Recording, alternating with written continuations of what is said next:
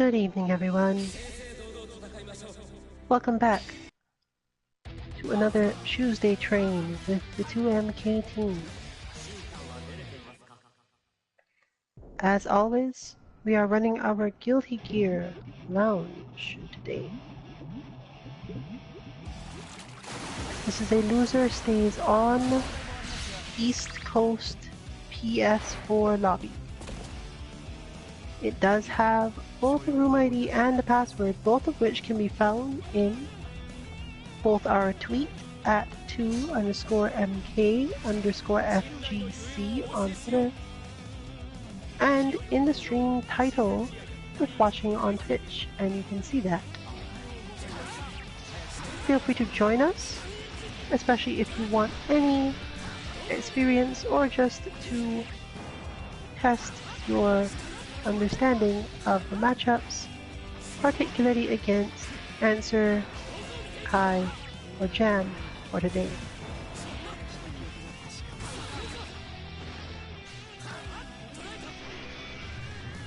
We are likely to have a relatively quiet stream as we're not really doing much this week other than fixing up our execution and thinking about what hurdles we face while doing it. Even though there is no Guilty Gear, at least no tournament for Guilty Gear at the tournament we plan to go to, and we have no sign whatsoever of casual setups or anything like that,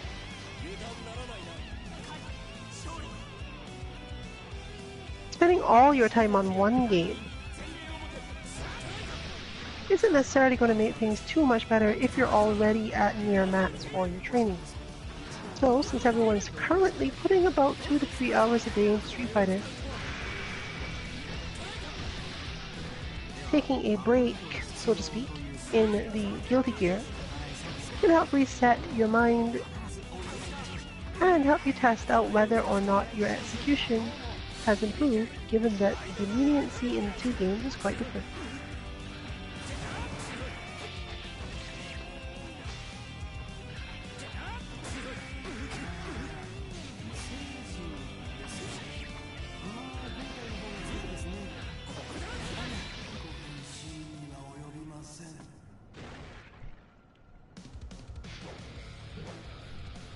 Along with basics of execution, we're also looking at some spacing things that come up more in Guilty Gear than they do in Street Fighter.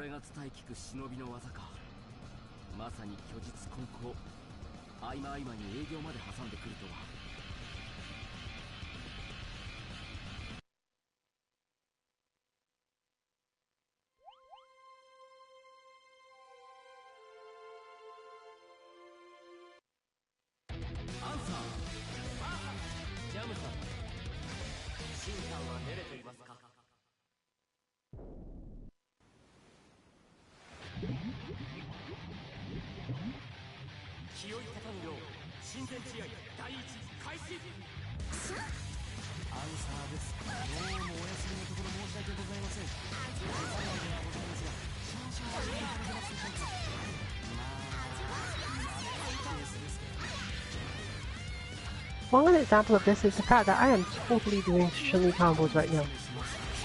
Probably as a result of having worked on them for 2-3 days. Fortunately, Chun-Li and Jam are pretty similar. And I have played fighting games long enough that my mind relatively easily changes from one thing to another in that regard. In other words, when I hit crouching heavy on Jam, I'm expecting a certain thing to happen.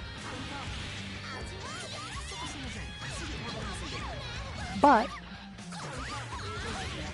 there's a bit more to it than that.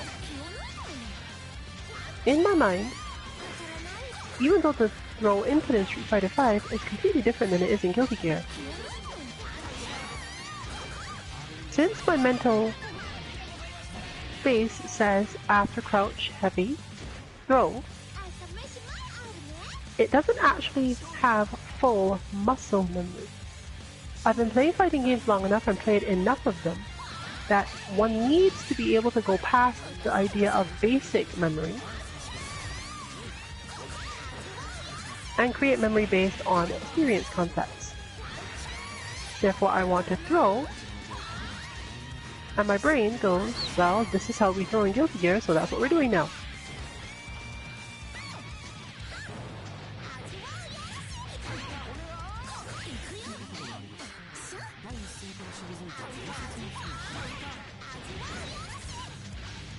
Similarly,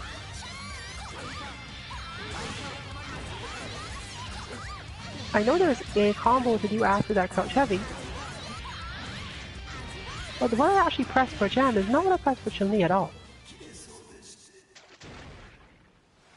Execution can be done this way when you've gotten used to playing a lot of games, and it is actually fairly helpful because it speeds up your ability to adapt in matches.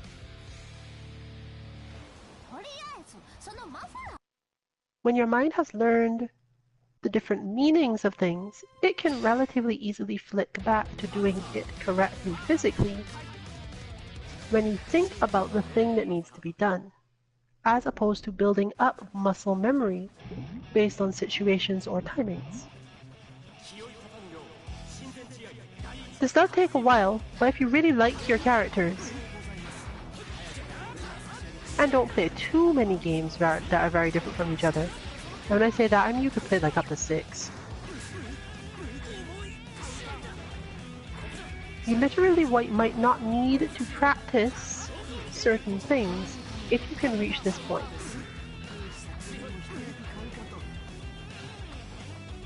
It's particularly helpful if you play characters in different games that have similar conceptual buttons, and if you are using your button config to sort of normalize it all.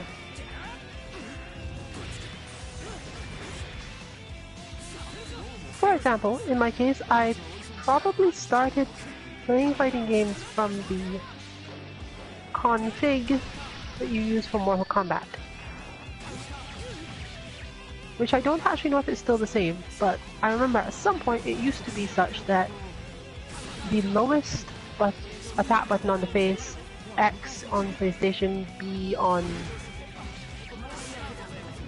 Super Nintendo, and so on, was the light punch. So in now every game, for me, this is light punch.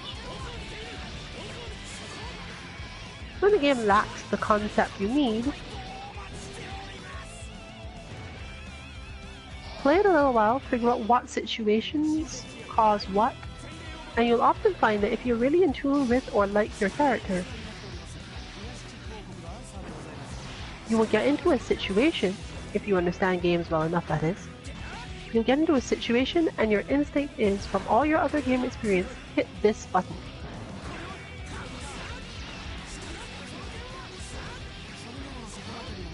For games with simpler button configs, this often just means that you set it to be whatever you want it to be. Find the button or the attack that you want to do in that situation with that character. Whatever it is that your literal muscle memory has you press, and go with it.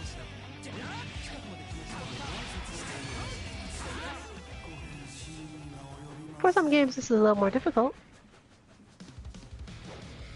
but overall, you can use this to ease the shift between different forms of execution in different games, and somewhat lessen the amount of practice you actually have to do.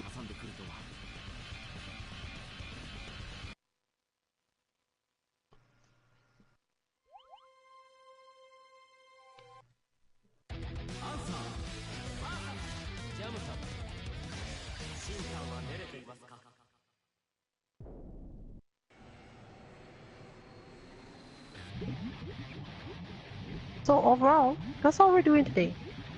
My mind is completely in the mode of doing relatively difficult, for me anyway, Chun-Li combos. And Jam is just gonna have to make do with that somehow.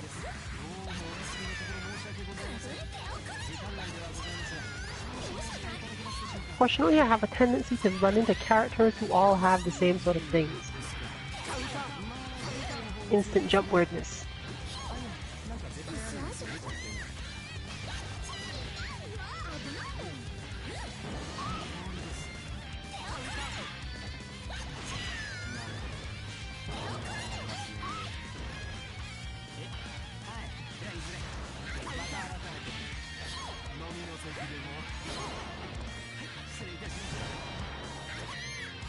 In fact, sometimes I even use this situation to see if there's new things I can get to do with one character based on things I was doing with another one that don't actually make any sense relatively. You might be surprised what you get to get away with, and therefore learn new things for.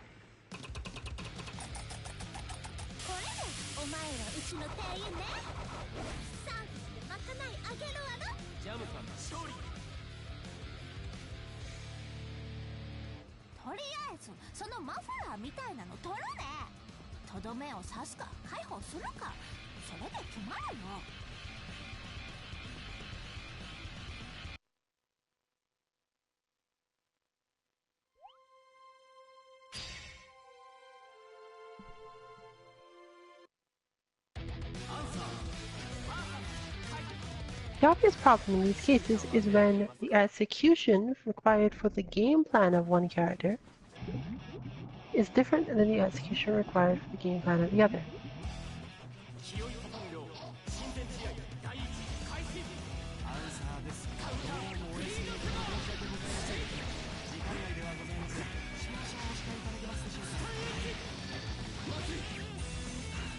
But the reason for this isn't because it's difficult to make yourself play the right game plan.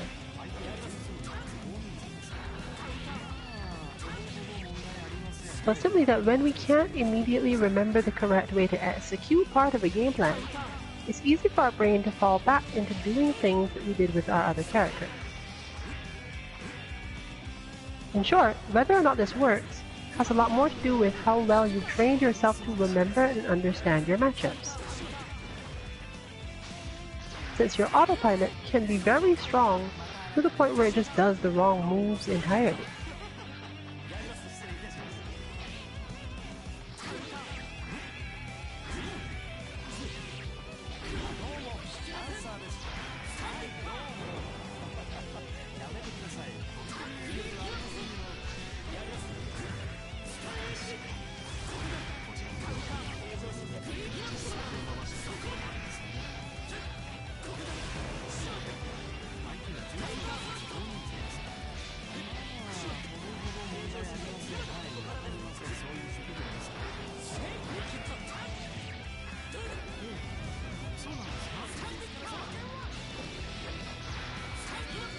Therefore, if you can manage to keep your mindset toward the correct thing, or your characters have similar game plans,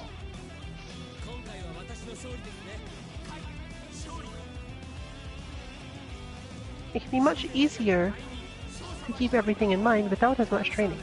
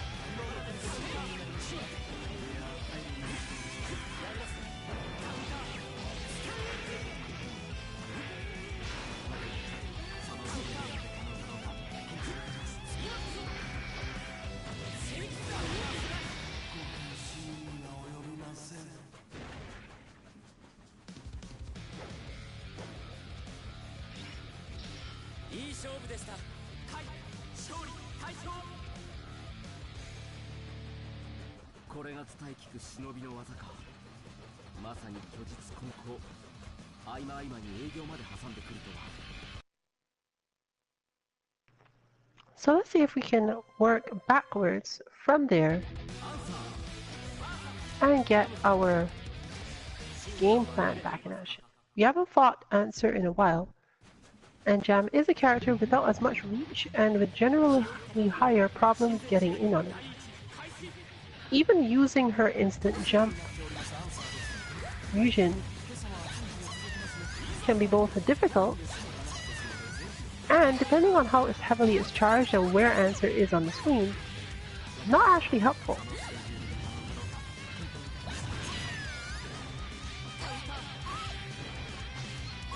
This is fortunately the same execution as Chun-Li's into air legs, meaning that there's not too much to worry about.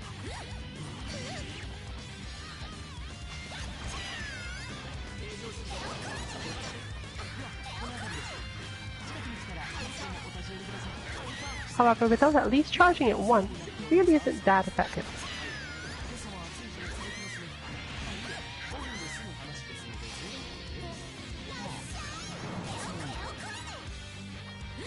Therefore, it's best to take note of that and use that as well as possible, given the fact that Answer tends to give up enough space for her to charge it. Answer's game plan would then become to put himself a little closer to her a lot of the time, and pay more attention to the footsies part of the game so that she can't charge.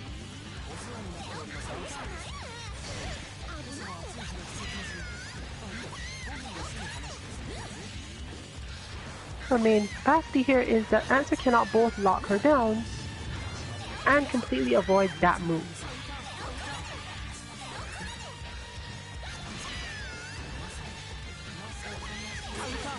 However, he does have some good options in both his teleport and his counter to solve the problem, if he really expects her to do it.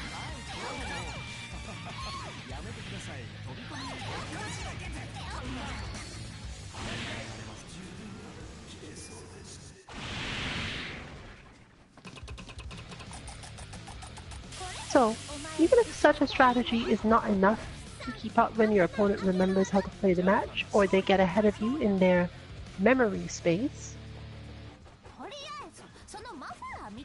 if you've been playing a different game recently, you should do your best to keep your game plan in mind regardless of whether or not you can easily see a current, quicker way to win.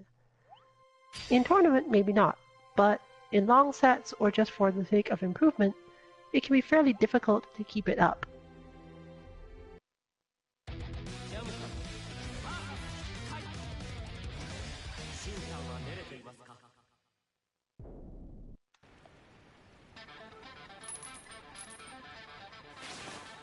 Similarly with Kai, though the matchup is more complex, Jam must remember similar things.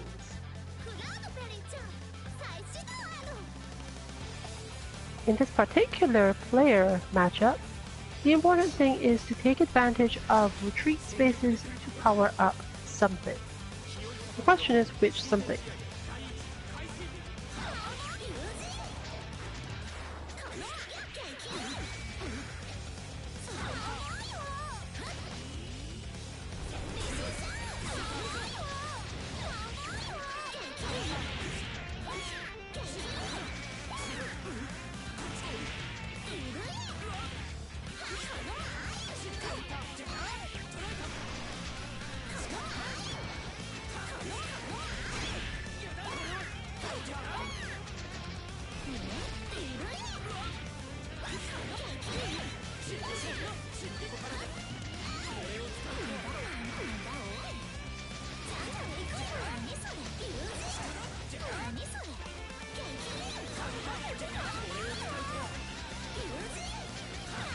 Clearly, Jam benefits a lot more from powering up her Yakirin in this situation than most other things she could do,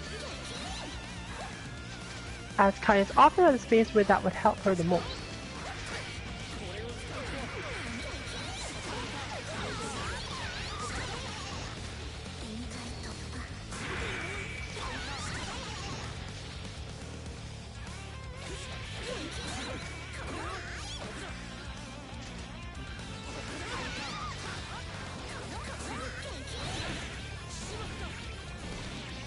Similarly, understanding when you don't have it charged, but can use that factor to get some damage, is important as well.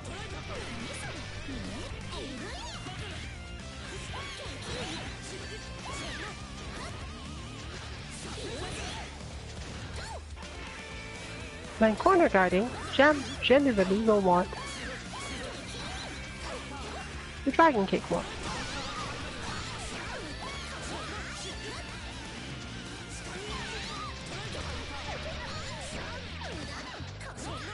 As these things force Kai to be much more aggressive.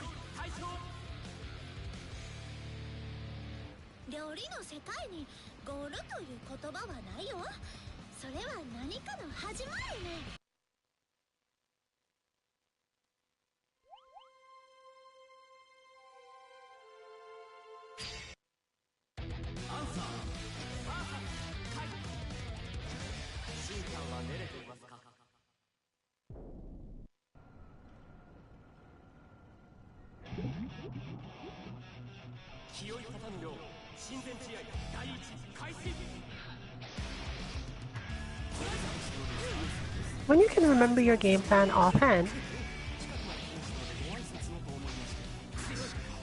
or by checking your notes quickly, one of the first things it helps you remember is what spacing you're supposed to be at, especially if you have a good memory for the match. just like playing any other game that you're familiar with the enemies or stage design in. Fighting games are of course more dynamic and interesting in particular ways, even if they do tend to be a little bit more difficult to manage the execution thereof.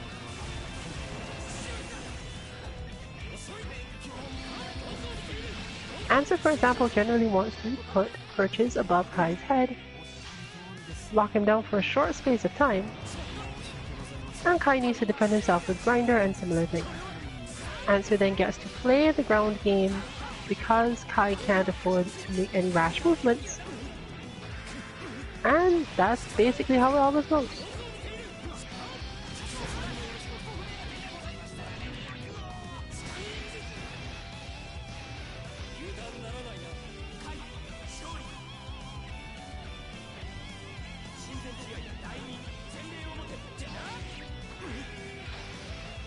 Once that's remembered, playing this out even though Answer is not quite Karin, is still not too difficult for Fantasy Dynasty to do. Since remembering the specific differences is easier once you've started off correctly.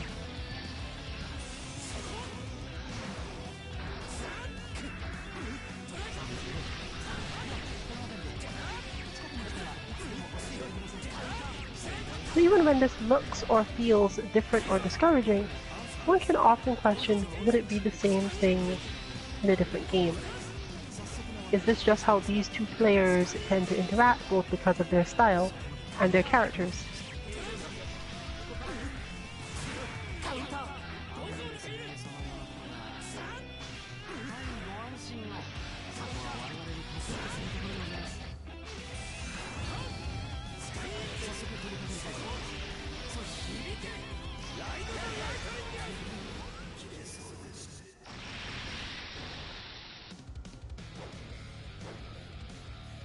That said, remembering the nuance of your character, especially when moving from a more simplistic game to a much more complex one, can easily slip away from you, forcing you to consult whatever notes you have, or ask your spotter what was supposed to happen, because they'll just be able to tell you immediately if they've watched you play, given that they probably weren't as stressed as you during that time. One of the first things you tend to need to do this for is figuring out where your meter was supposed to be used.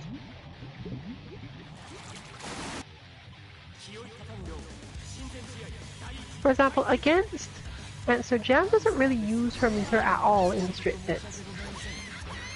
She's actually better off using it for game block and dead angle attacks when Answer wants to play fully right in her face.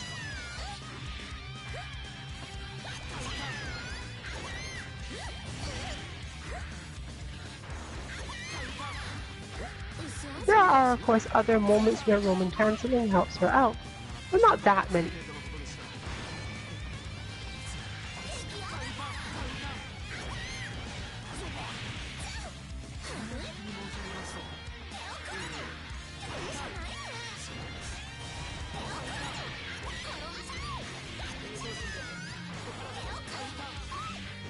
I love that combo, but it's so impractical.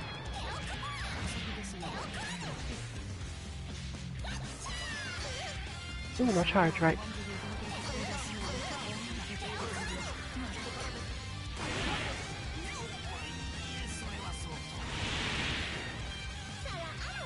Generally in Guilty Gear, when you find yourself not doing enough, it's usually because you've forgotten what your meter is for in the matchup. Jam speed makes it difficult for Answer to use his for too many things. But it's similar to Kai. There are definitely situations in which using his air super is about the best thing he can do with his time.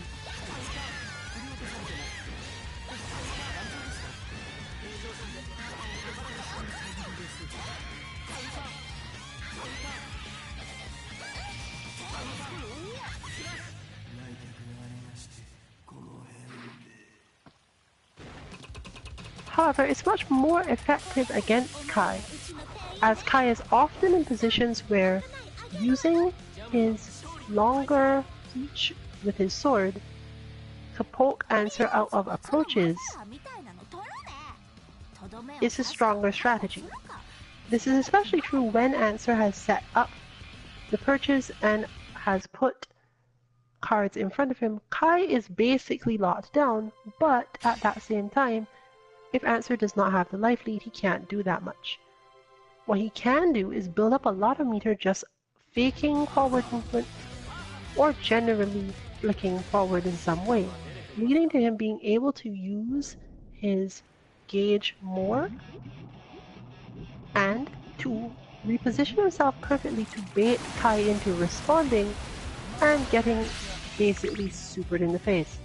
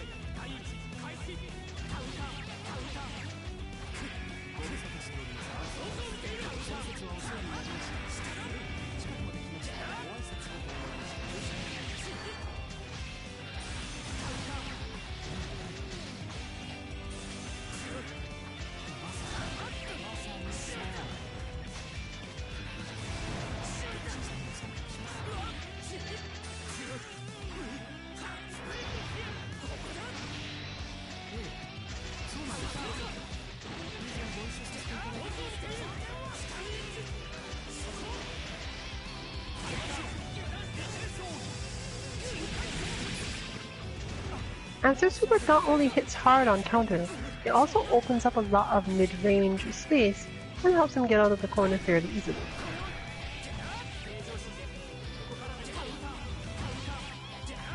Since he is normally the one putting pressure on the opponent, he gets to do a lot more things before they get to build up their own meter.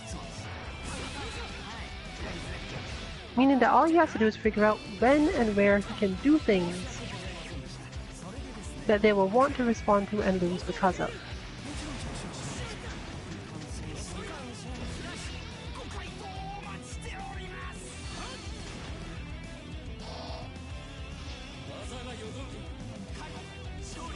He can also use it similar to Karin and confirm off of stray hits, but this is generally much harder, and landing stray hits against Kai and recognizing you've done it in time to get anything off it is a lot more effort.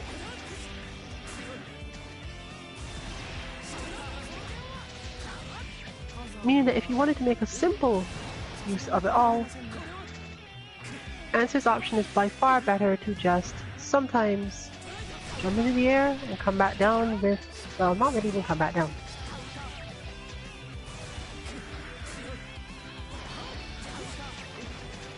Effectively, it's just business and Kai has to deal with it.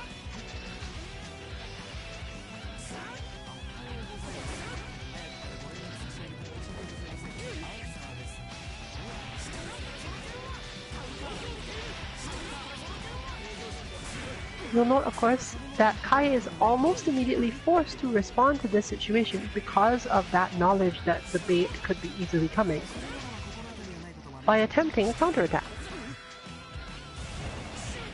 And this situation favors Answer quite heavily if Answer had not already started his own advance. Mostly a matter of patience and understanding of the opponent's flow.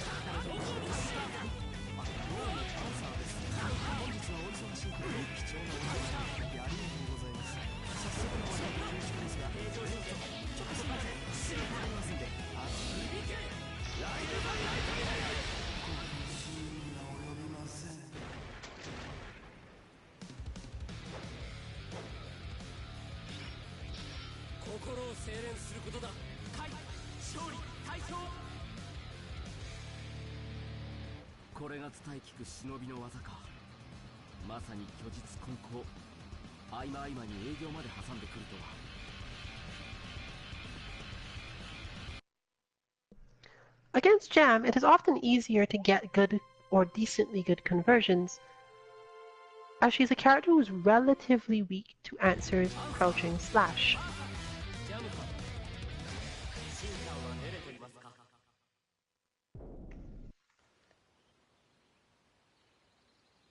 Well, it should be Crouching Slash from what I remember playing them. The thing that does the straight up attack. Not that one. There we go. Probably Heavy Slash. While Jam is not super susceptible to this move, and does have many ways around it, Answer can play a lot more patiently and wait her out if he's already sure that she's going to approach. Once he hits with this, Roman cancelling that into all sorts of things can be dangerous for her.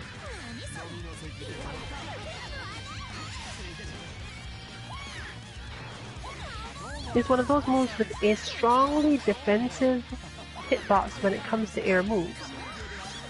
And Jam needs to use a lot of air approaches to really deal with Answer properly.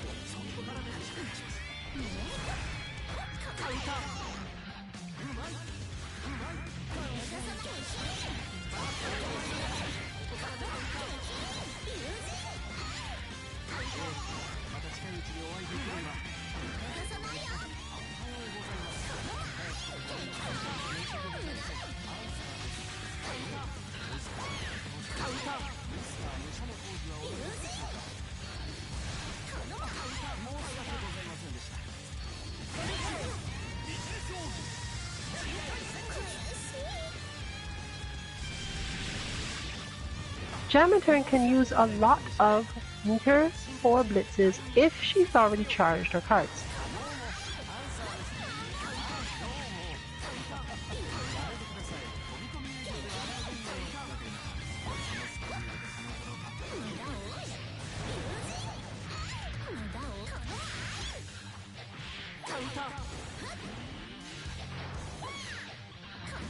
What Answer must fear is Jam's tendency to hit Dust and knock him off his feet in neutral when they're not playing that way.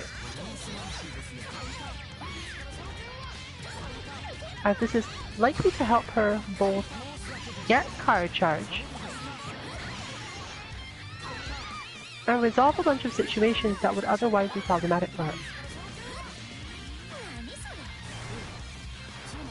There are situations and spaces at which Answer lacks the required advantage, and therefore the next obvious thing to do is try to back off.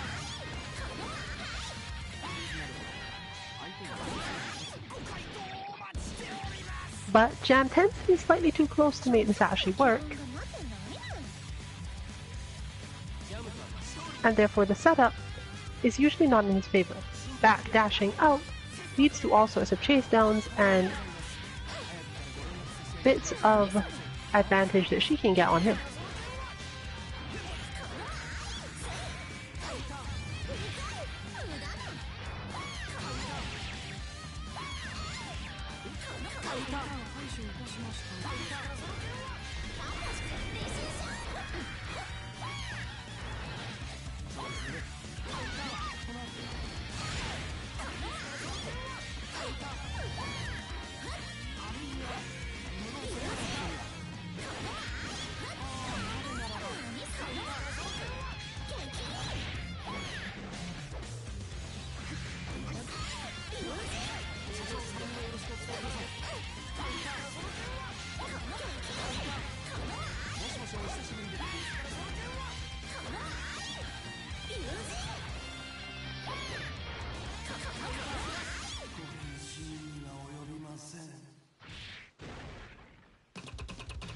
The frustration of being knocked down in situations like that, and knowing that trying a more effective escape really isn't going to give you much advantage, is one of those feelings that can cause you to shift your perception of a matchup. But sometimes there is just pure advantage to your opponent, and you're not supposed to be able to do anything good in a situation. In those cases, it's best to just pick randomly which one you think will happen. Similar to getting up from a knockdown. In certain games, there's a lot of knockdown pressure, but the knockdown itself is a reward for whatever they manage to do in neutral to get it. So, in a way, you should almost be thankful that you get to do that. The general complaint with games is when knockdowns lead back into the same knockdowns, meaning that it's just a guessing game the entire time. But even the most set-up crazy games of the last 10 years or so tend to have some way out of this, whether it be a complex defensive option or core basic reversal or backdash mechanics.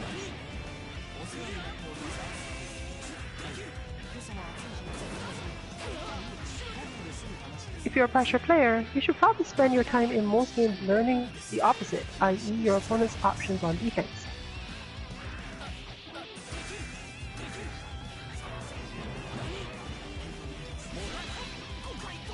But as just shown, that moment there where Answer is headed for the perch and Kai wants to stop him, but would get hit by super, is one of the most dangerous. Meaning that Answer can threaten and sit on meter to make Kai's life more difficult, assuming Kai isn't just coming in at him in order to resolve that part of the situation. Fortunately for Kai, he does have quite a few good options for pressuring Answer that will force him to use his dead angle attack and eat up a lot of that meter. As he's definitely not as troubled by Answer's defense as many other characters are.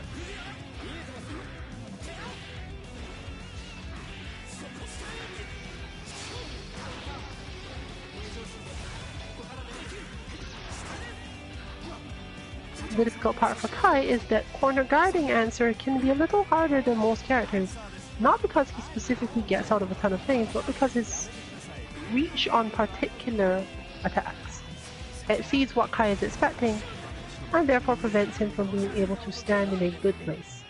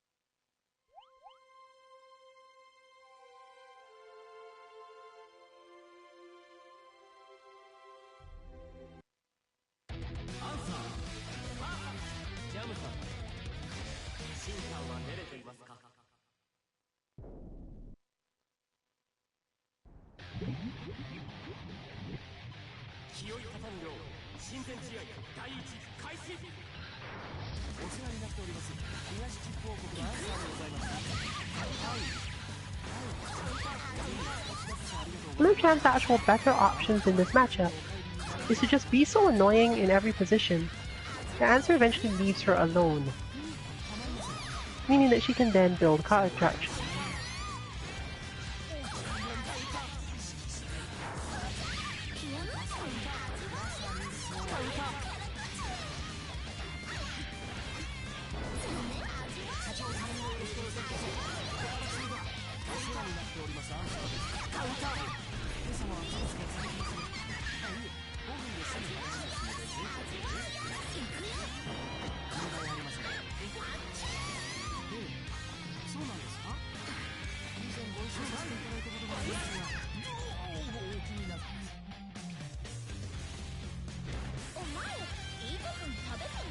Which is how we build up that usage of Jam's meter.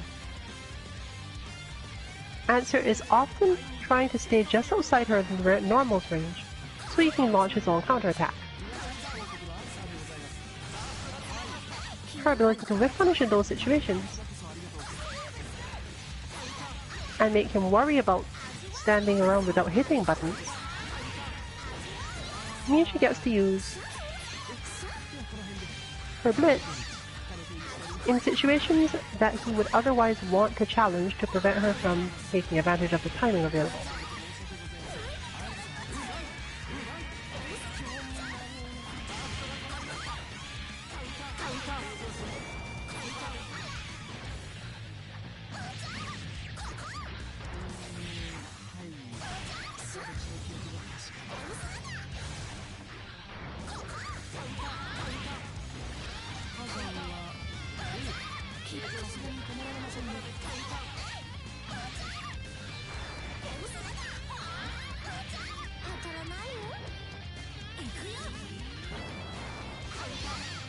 And in the end, the same result, trying to annoy him long enough that she can get something.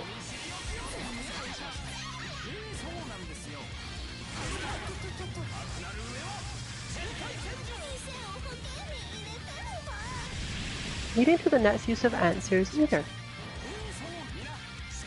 If he's expecting the blitz, straight up damage.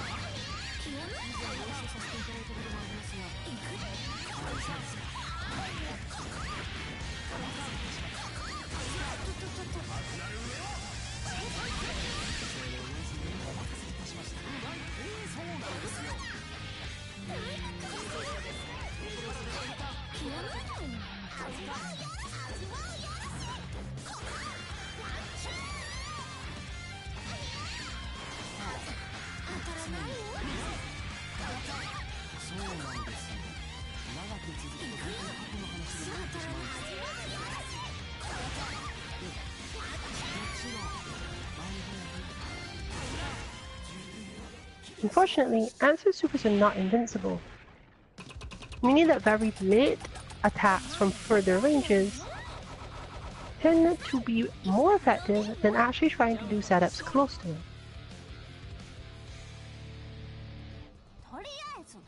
Or at least if you expect the super to be the thing.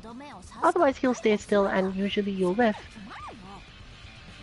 and end up in the same situation as if you tried to get too close. But if you're really expecting it, going for a long range one will still help you.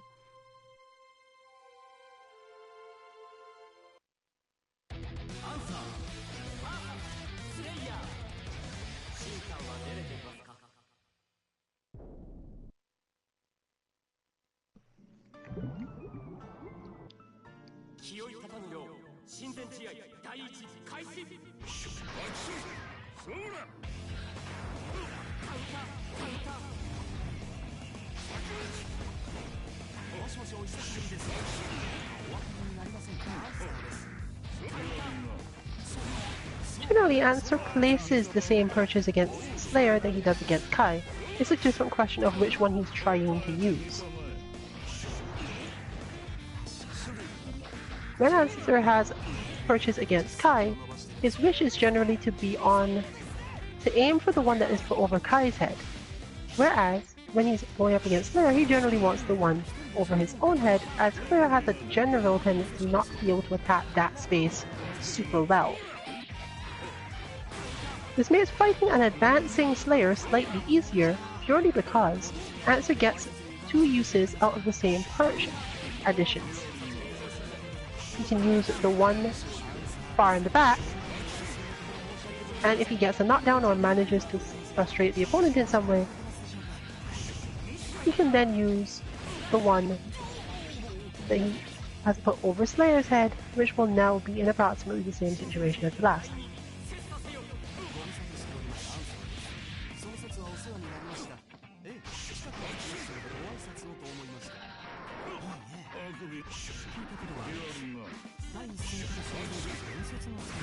Answer can also, therefore, use regular neutral jumps to control Slayer's momentum, and not actually have to use the purchase at all, for similar reasons. Slayer is generally not too strong against neutral jumps, but having options about how long to stay in the air means that the opponent does not even have the luxury of just expecting specific things and trying to time themselves relative to that. From there, it just becomes a question of how long Answer can keep up his defense,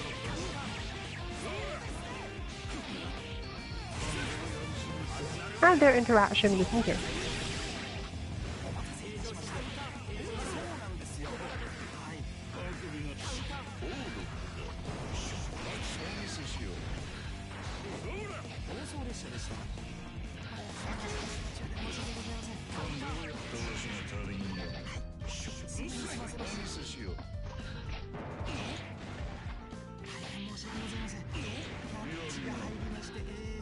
Oh, thought I was gonna finish.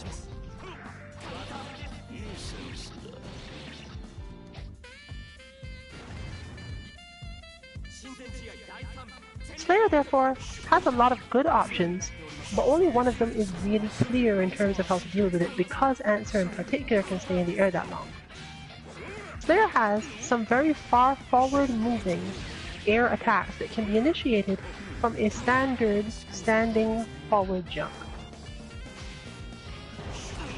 Whereas if he faces off against Answer by trying to air dash, he's susceptible to Answer's relatively strong air buttons. The button in question really does not lead to a lot of situations where Answer wins out. Similarly, since it avoids a lot of Answer's options, he can still get some good damage in without stressing himself too much. The main downside being that Answer can simply stay on defense for much longer without worrying so much, as the move really doesn't do that much toward grounded opponents.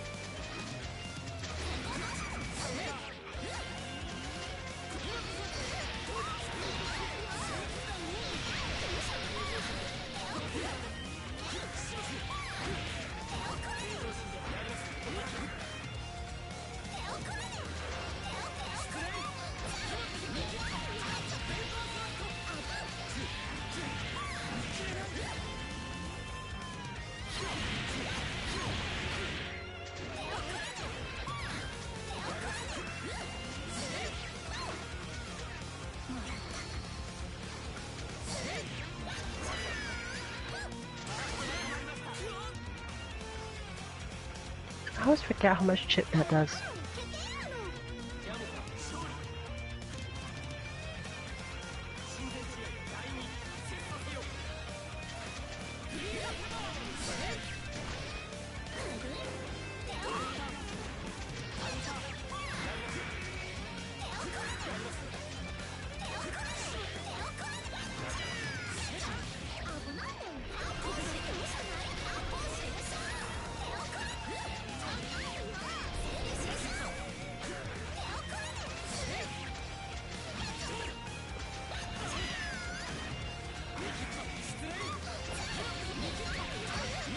Kind of similar to Answer in that if you really want to pressure him, you probably don't want to do it directly on his wake up.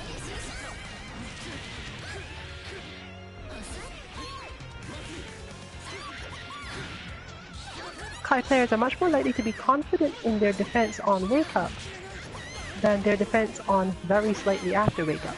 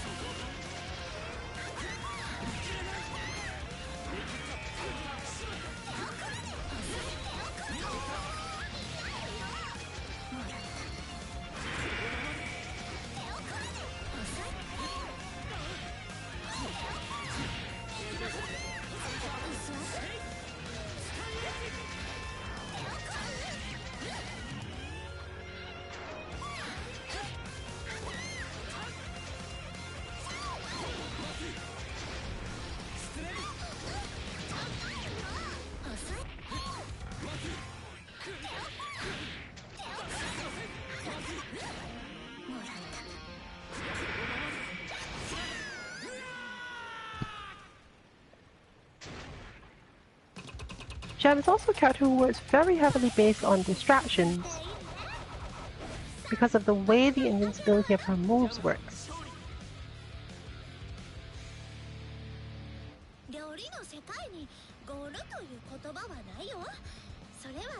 Sometimes you burn meter on her super just to distract your opponent from the fact that you have a card charged of something else. But this is a shenanigan, as your opponent will only try to respond to certain supers from certain positions, meaning that this will basically only work once, or if you manage to really pressure their mind to the point where they are not thinking about it no matter what.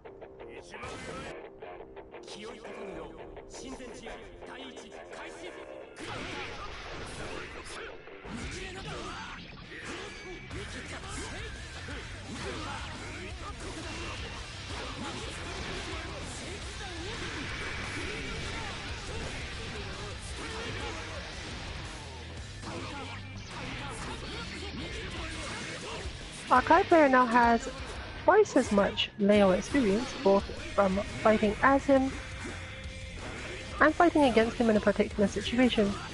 It makes it a little bit easier to understand his mix-ups.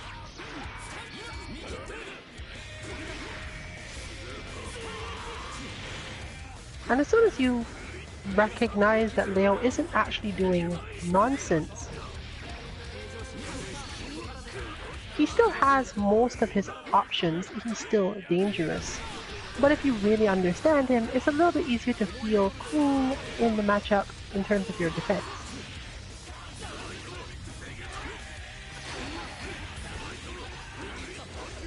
Meaning that your opponent must then rely on their actual ability to condition you like that. And can't just do canned Leo mix-ups until you die.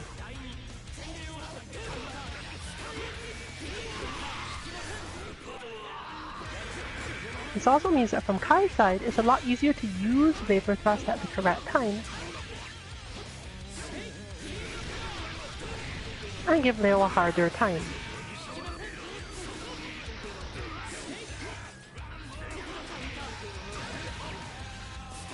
Similarly, understanding how far Leo can usually manage to move with one attack gives you a much clearer idea of how far to zone him. Leo in turn is generally best served by doing unconventional things in terms of his forward movement. He doesn't want to be at full screen and then trying to get in from there, as With most characters, this is just not something you can easily do against Kai.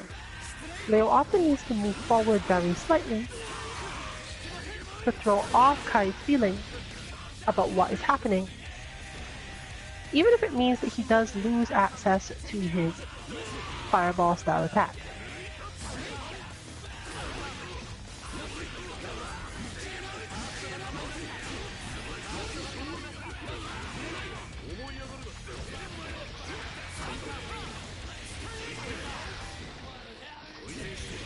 Similarly, understanding when to bait things from Leo, because the character does have such a massive punish window when you do bait him correctly, makes it relatively easy for a character like Kai to keep up a strong offense and even recover from things like that huge risk meter that was just built up.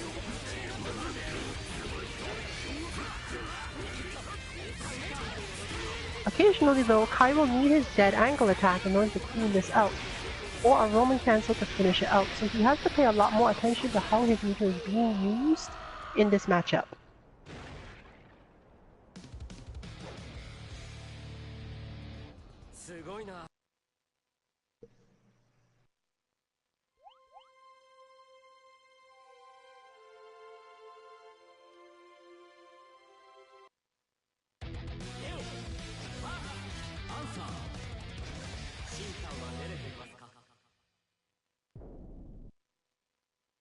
Answer tends to have an easier time of this, in the sense that it's easier for him to stay out of the pressure to begin with. Once he's managed to hit Leo a couple times, all he has to do basically is jump.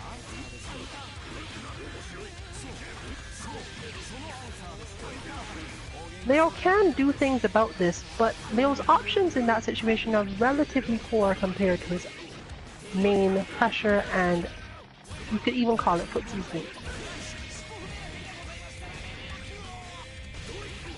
Therefore, Answer's only need is to push to the point of getting Leo off him, get into the air and stay there. It helps, of course, if you can get a perch above his head, so he has some options as to how long to stay there.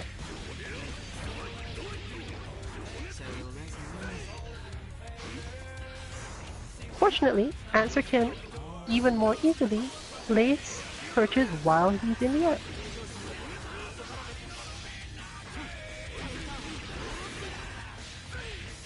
Since Leo's better upward attacks are charge attacks, if you are very aware of when he has moved, you can use that timing to put up said perches without too much fear of reprisal.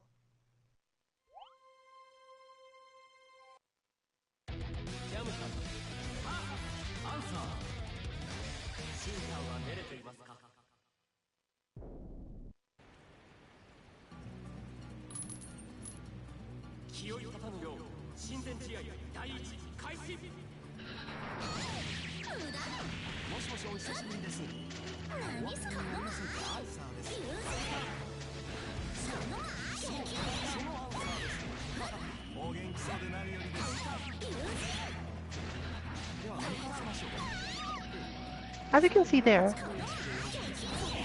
Jam is just simply overall better suited, giving Answer a little space on knockdown,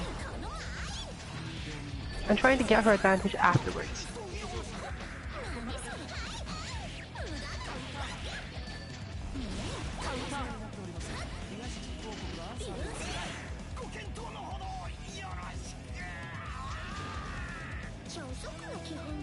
But there's a better option altogether. Given that so much of this matchup is related to chase down and specific targeting, there's really no reason why Jam should pressure Answer on Wake Up at all.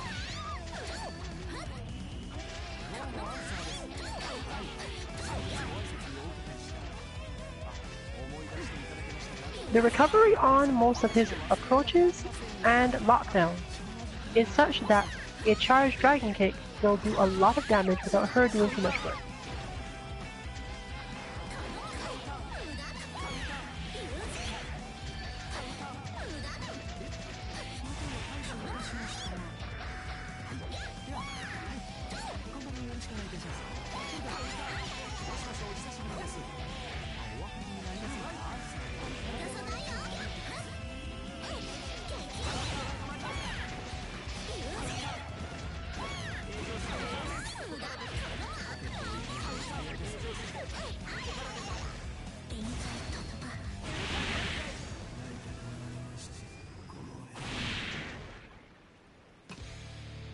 Therefore, depending on the knockdown, she should sometimes just go for a charge, or some ambiguous setup of some kind.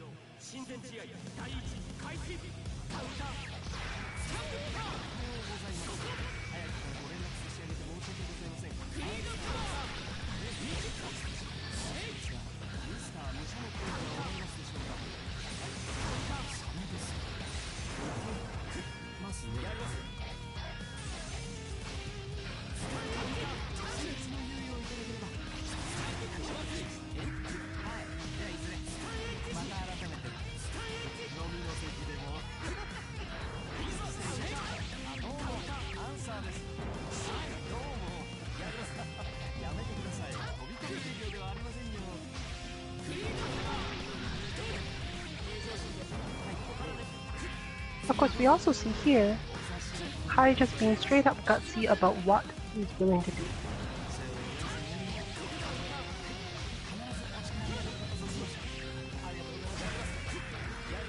This is definitely something you see more often as Kai gets more and more of a life lead. And it tends to necessitate more and more usage of meter from Answer.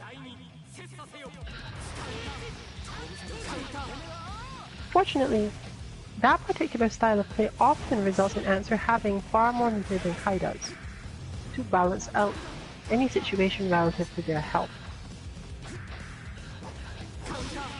Answer's strong lockdowns, position, and capacity means that Kai often has to either play risky or accept that disparity in their meter.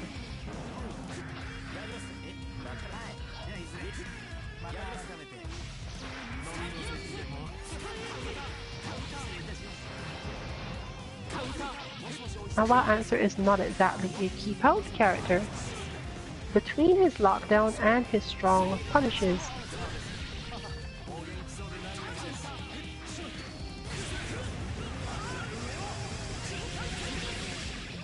we do have to worry about a bunch of weird things.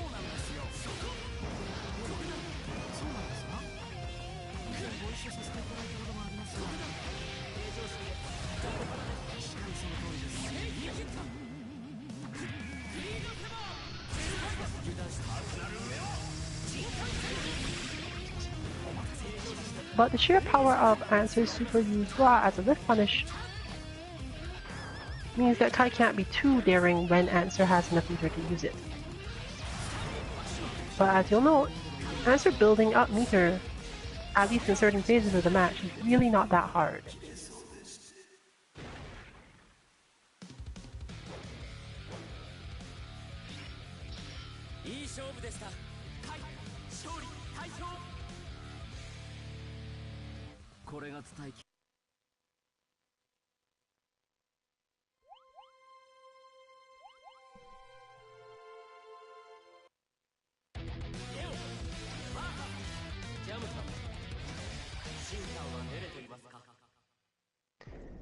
Jam faces Leo in a similar way to Answer.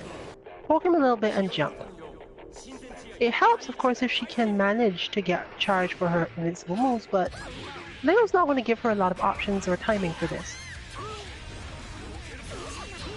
You can see that the problem there was failing to jump. Fortunately, for whatever reason, she seems to do massive amounts of damage to him, so it helps.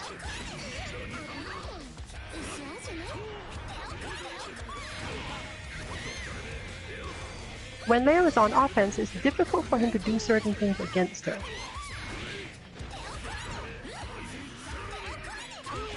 Ooh, missed it.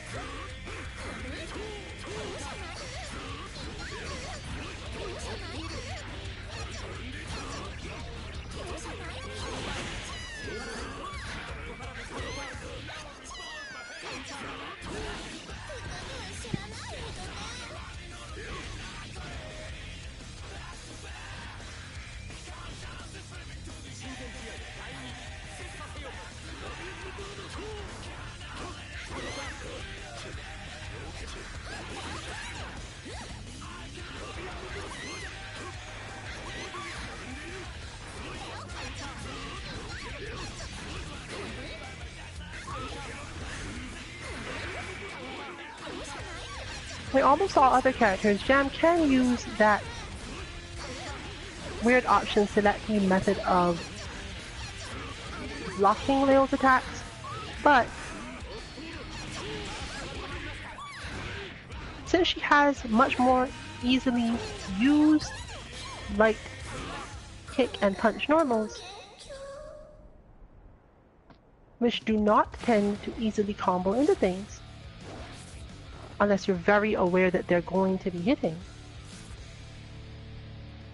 Mashing in the same way must be done very precisely in order to make any progress.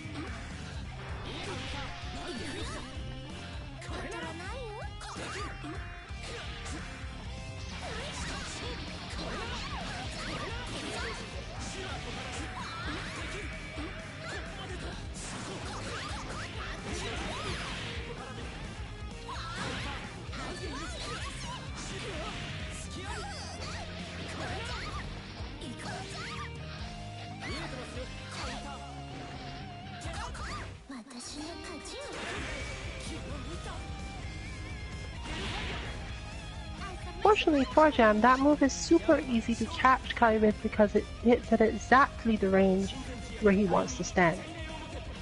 And ambiguously so it's never really clear whether or not he should do anything.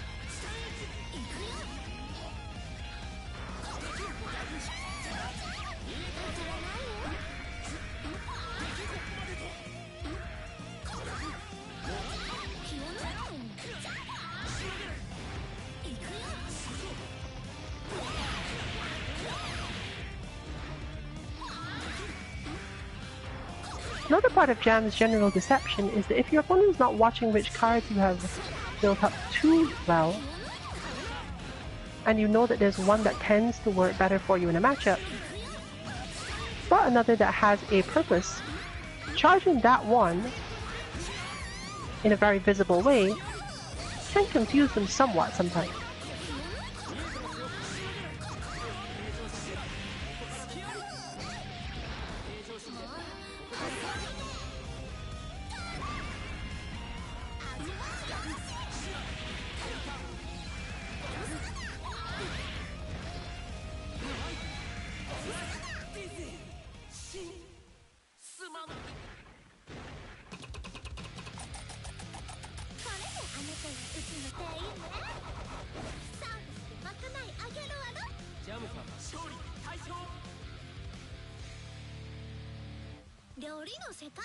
Since it's impossible to tell which card Jam charged unless you look over at which one she has active, you won't generally know. Furthermore, once she has two active, a quick glance may not always be enough. This is another situation in which the player who has done a thing has an advantage simply because they knew what they were doing and the opponent must take some time, even the briefest of moments, to interpret what happened. Which is what makes defense generally harder than offense in most fighting games.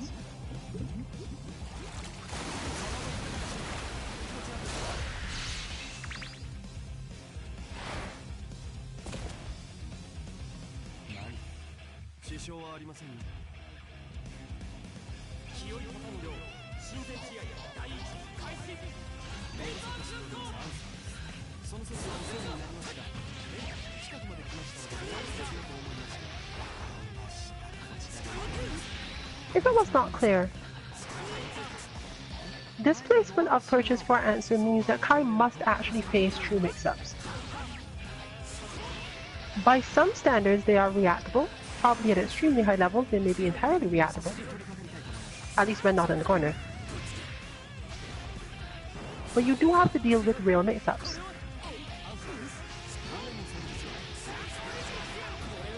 One of your better options is to use his Vapor Thrust, simply because answer player must then punish if they've whiffed under you. Which is difficult to impossible mid-screen, depending on where the perch was relative to Kai when he began, but tends to be easier in the corner, meaning that technically, against this character with this spacing, you want to Vapor Thrust more when mid-screen, and use other forms of defense if you can when cornered. Answer players are by default more likely to do the particular form of offense that is easier to avoid in the corner by blocking normally rather than jumping. Simply because we're all used to opponents in the corner turtling up rather than randomly jumping straight up. Of course, if you do meet someone whose idea of corner defense in this game is to jump straight up, it's not completely useless, as certain moves can be being blocked in the air from that position at the cost of a bit of meter. However, Answer's moves generally are effective even when blocked in this way, when the Answer's skill level is high enough, so we don't suggest actually trying to do this unless you are a person who normally jumps straight up as defense and then realize, oh wait, I'm not supposed to do it against this character. At that point, you should definitely just green block and hope that your opponent is thrown off or messes it up somehow, but you do still have to worry about a lot of his options.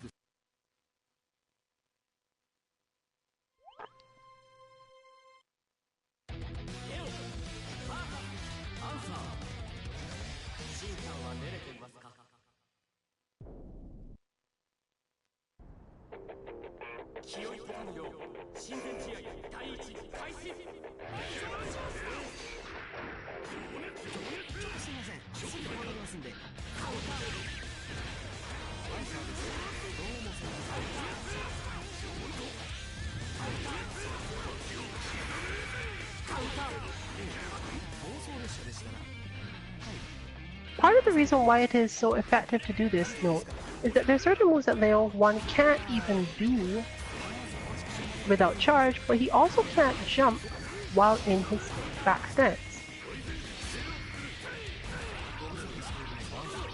And that in turn, since that is where a lot of his mix-ups come from, is what makes it easier for an aerial character like Answer to control the flow of the match better.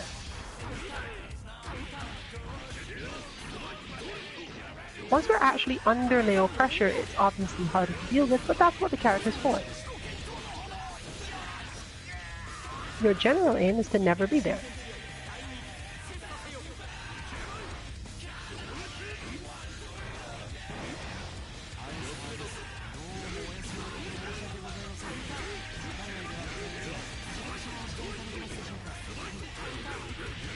Once you are in that situation, one of the most frustrating and confusing things about Leo is always the fact that he feels as if his moves are breakable when he's actually still in a combo.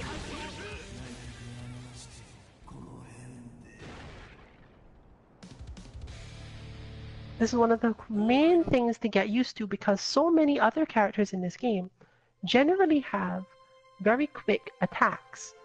If they're going to be pressuring you, there's a lot of striking. And if they're doing a combo, the combo tends to be very quick sequences of strikes.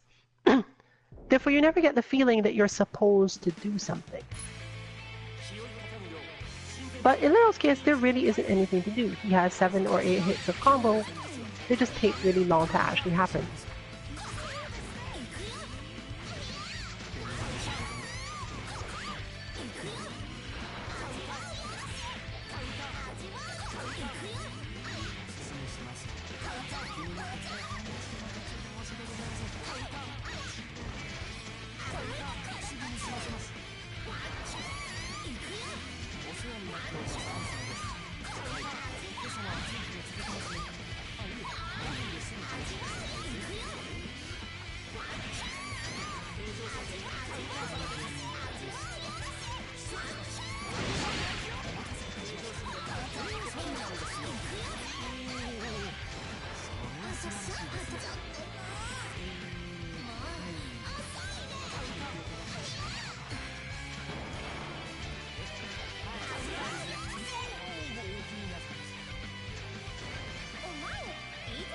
Since Answer's attacks tend to be linear, much like Karen, he shares that weakness somewhat to basic neutral jumps.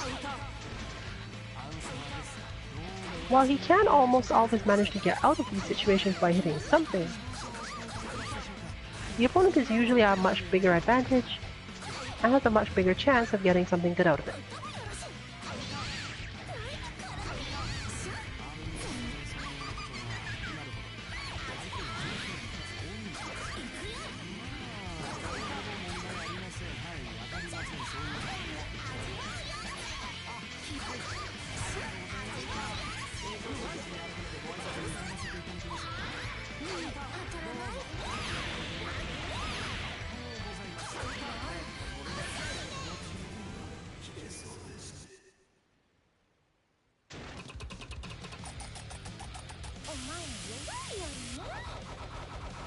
Understanding the linearity of Answer's attack, especially in a game that does not tend to auto-correct your attack just because they know it will be on the other side in a couple of frames, means that it's easy for characters like Jam to cause Answer to go off in a direction he doesn't intend to, and then punish him from the back.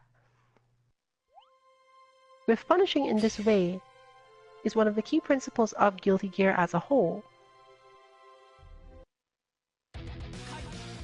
But generally, Answer has a bit more problems with it than most characters.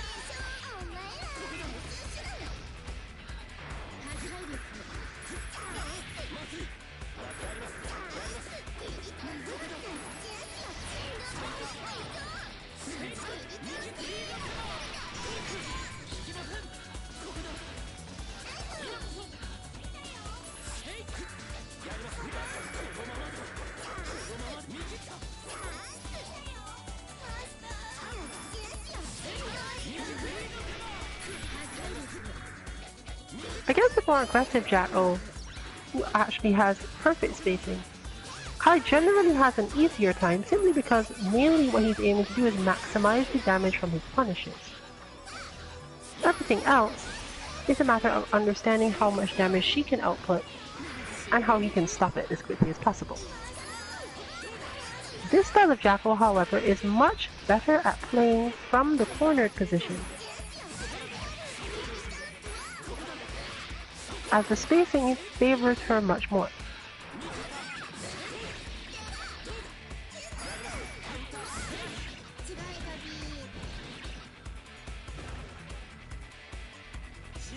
This is primarily because the entire intent of this style of play normally is to just buy time to get the opponent to try to respond to moves that are actually going to end up being safe, and buy time for minions to build up. Jackal can therefore generally afford to just do a move, block right after, and get pushed on back.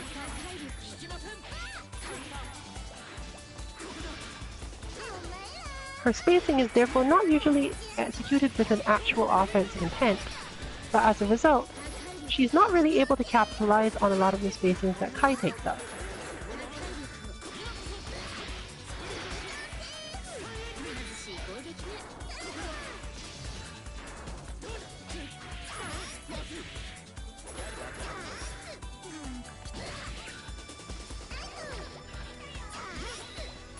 This is also a style of play that really suffers against Kai in particular. Then her houses are not out.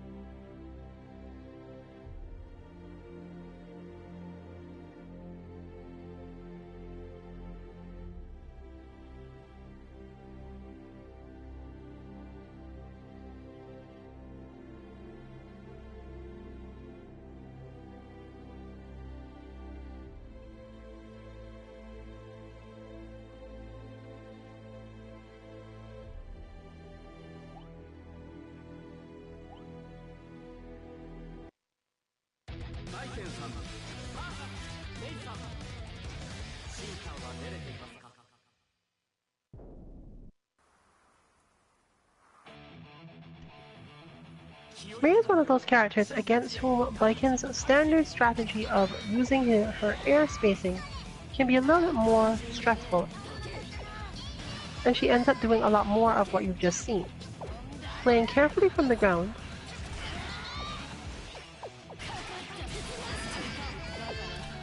and using her strong upward attacks to push Mei to bad situations.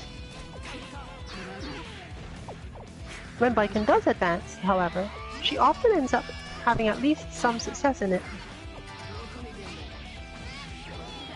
because Mei's options tend to be weaker for keeping Baiken out. If she believes that Mei will approach, she can still use her standard neutral jump tatami mat or neutral jump attack style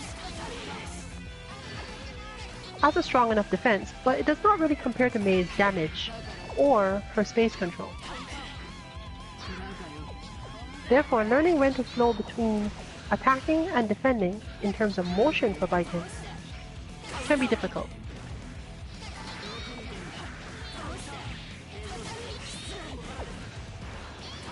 Above all else though, she suffers when she misspaces things, as Mei can get a lot of momentum and a lot of advantage off of nearly any landed attack.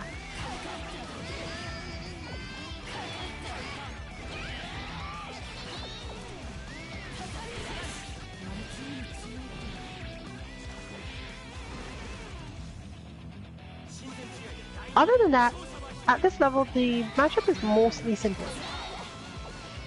Mei will continually give Baiken space while trying to set up situations for herself where Baiken can't move. And Baiken just has to patiently look for spaces to get through things, or watch for when she could punish Mei's aerial movement.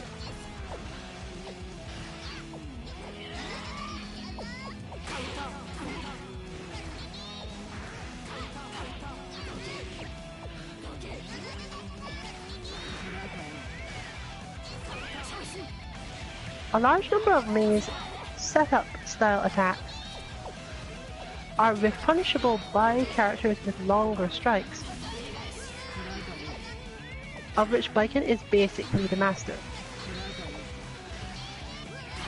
Baiken and Faust really don't fare much from Mei because of this, at least not in neutral. It's simply too easy to whiff punish some of Mei's startup stuff, and as you've just seen, even when Baiken doesn't actually end up whiff punishing and is a little late, she may still manage to land a hit. Since her claw staggers, it's very difficult for Mei to get too much advantage.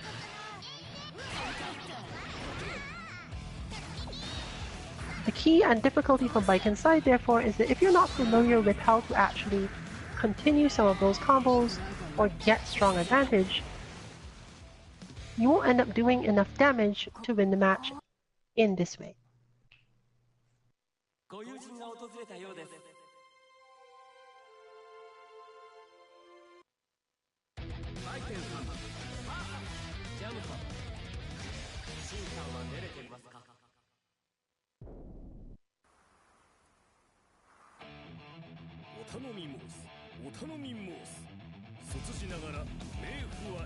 We've discussed before how Baiken and Jam interact, merely that Jam can't approach Baiken from the front.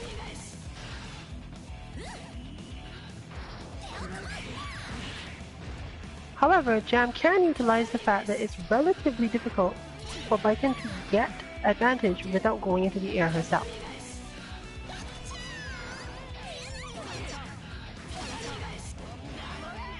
The closer you are to the corner, as Jam, the worse the situation generally is for you.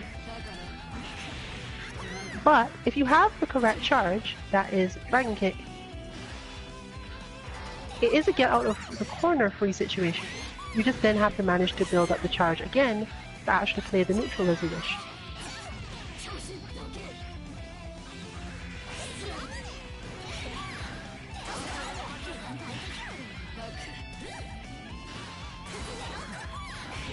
Therefore, sometimes it's more important to get space in the neutral in some way, knocking Baiken away from you, than it is to actually do any damage. Because the moment you end up cornered, without charge, there's going to be a problem. And charging in neutral, as you've just seen, is not a good idea, as Baiken can just punish Jam for it the same way she does Mei.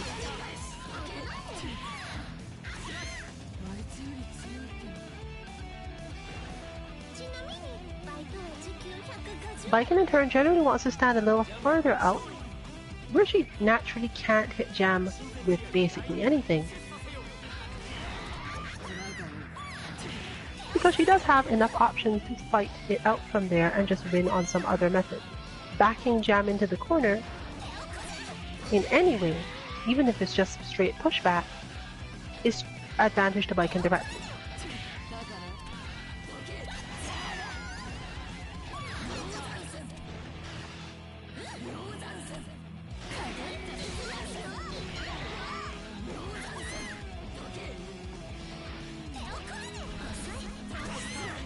If you're standing at the correct spacing, Jam has very few options for actually getting in honestly or legitly, as you've just seen. She ends up doing very risky things or very deceptive things, but nothing truly useful.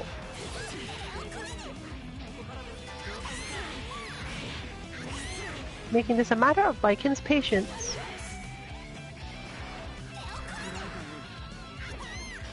combined with the ability to force Jam back and take up the space herself without ever getting into a position that advantages Jam.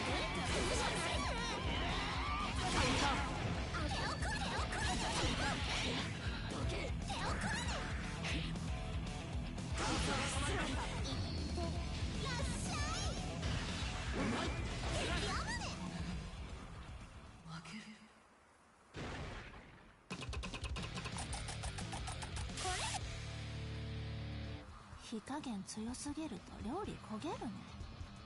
焦げは器についてなかなか取れないよ。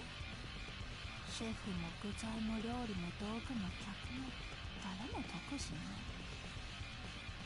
お前の木はそういう木。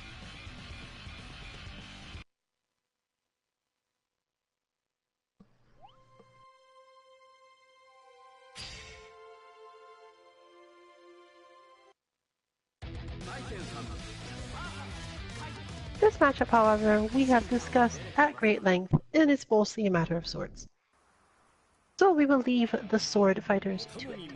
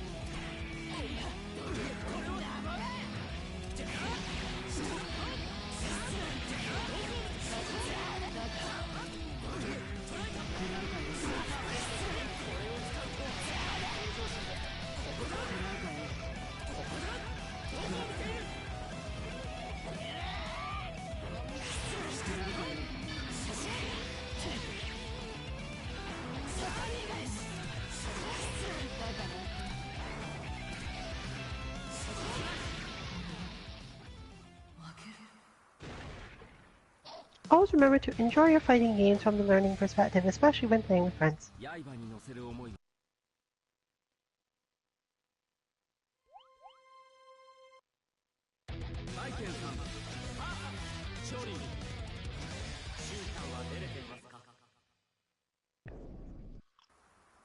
And here's a character that our Viking player has learned from the playing side somewhat as well.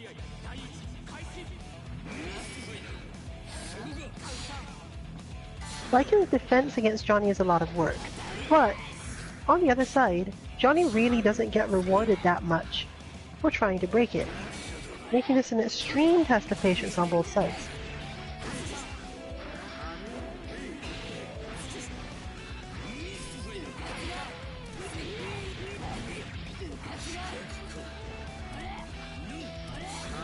Viking absolutely can't afford to overdo it.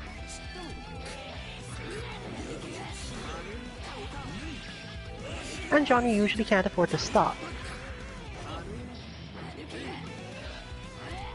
Viking's defensive capacity is simply too strong and doesn't really tend to lead to Johnny getting much. Eventually he will run out of coins,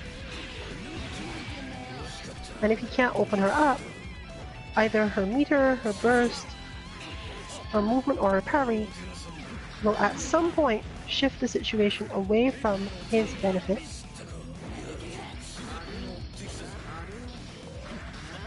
And result in her with the larger advantage. Once all the coins are gone, Johnny better have a big enough life lead to weather the rest of the match.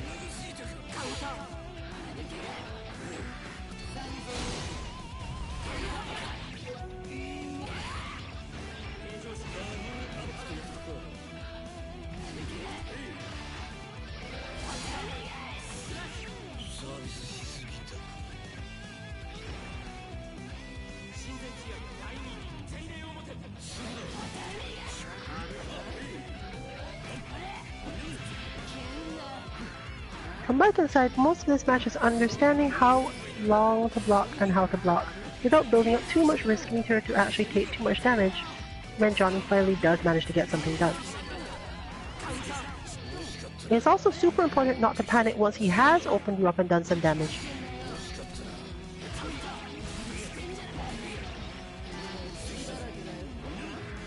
As it generally will let you just get destroyed faster.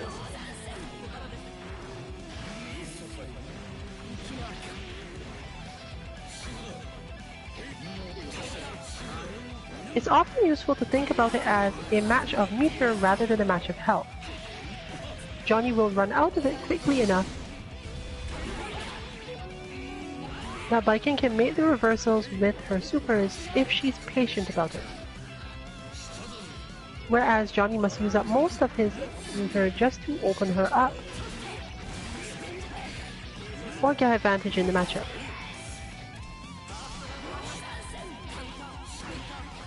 Once he's cornered, he does still have a lot of good defense options, but not a lot of offense options from the corner because of the spacing being forced to the position Baiken likes, and that doesn't benefit him so much. In other words, she can stand slightly closer than he likes and bait him into either parrying or similar. As Johnny's moves are not generally too fast and with punishing is difficult,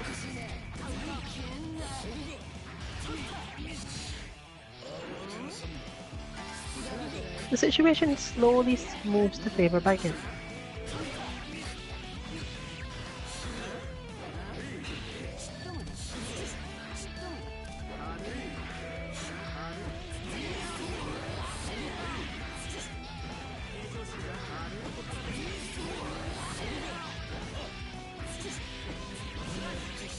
But as noted, once one gets flustered by Johnny,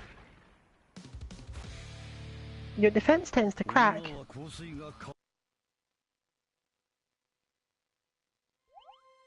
and you end up either losing control of the match because you weren't watching your own meter,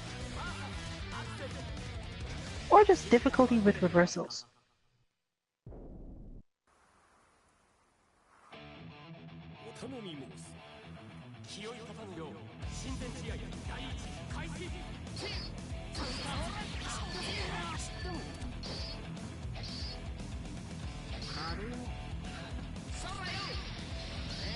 In previous discussions of Axel, we discussed that Axel generally wants to move forward a couple steps just so he's not at full screen, to get advantage against most characters who have long, strong air dashes.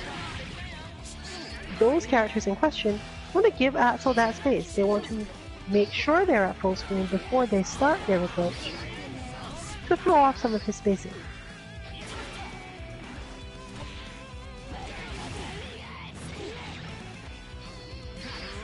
This is particularly true right after Axel has actually landed a hit, because you definitely don't want to go right back in on him after he's managed to push you out.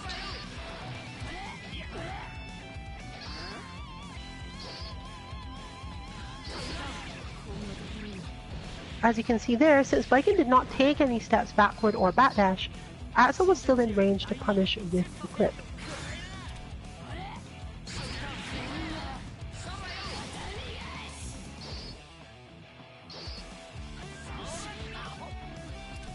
You can similarly see that Axel has a lot of moves that reach nearly full screen, but would whiff and be whiff punishable if you were at full screen.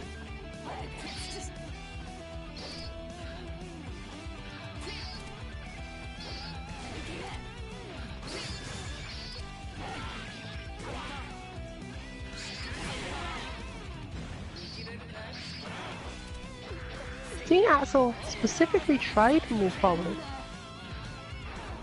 can often give an opportunity for the player simply because the startup of Axel's moves is just long enough for you to either manage to change your position or green block your way in.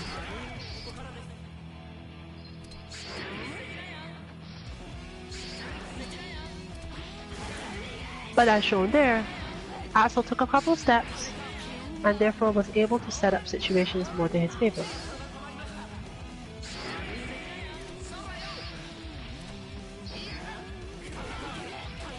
Since so many of Axel's moves are hard to punish from a particular range, occupying exactly that space allows him to bully with his normals, and absolutely control with certain specials, since the opponent cannot always respond other than to, once again, green block into the air, most of the time having him bounce them back out and restart the whole situation.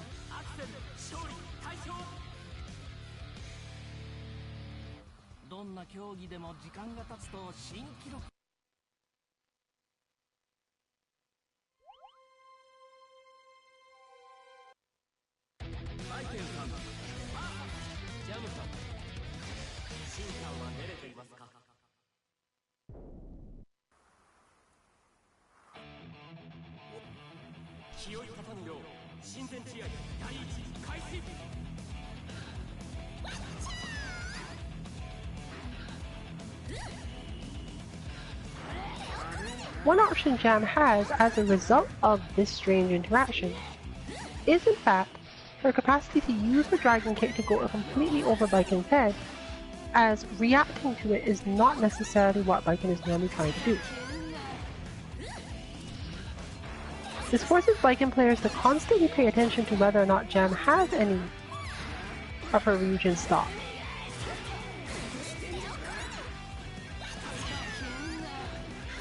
Since they can never be absolutely sure whether or not the Dragon Kick is coming at them or going over their heads,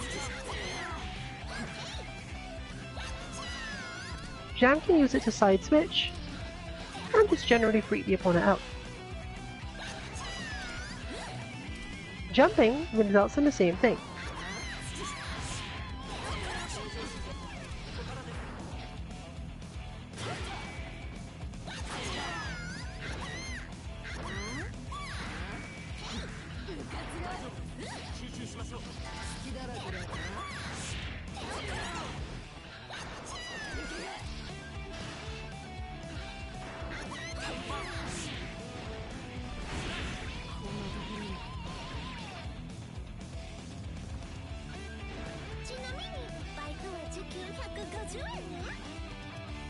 Unfortunately for Jam, once she has charged the Dragon Kick, if Baiken can bait her into using it and block, the situation is much worse for her.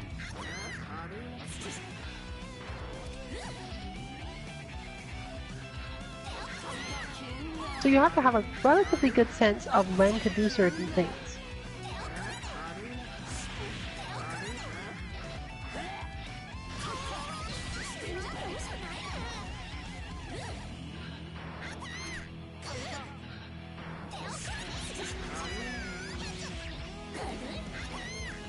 But now that Jam is cornered, the situation is a little trickier.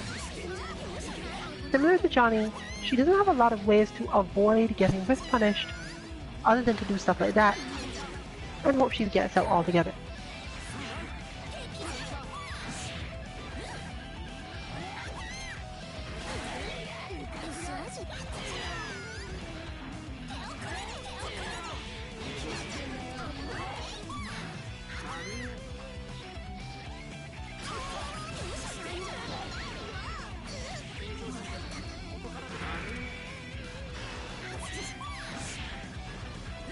If she has meter though, she has the same option she has against Kai, knowing that the space that Baiken controls the best is also the edge of her range for that super.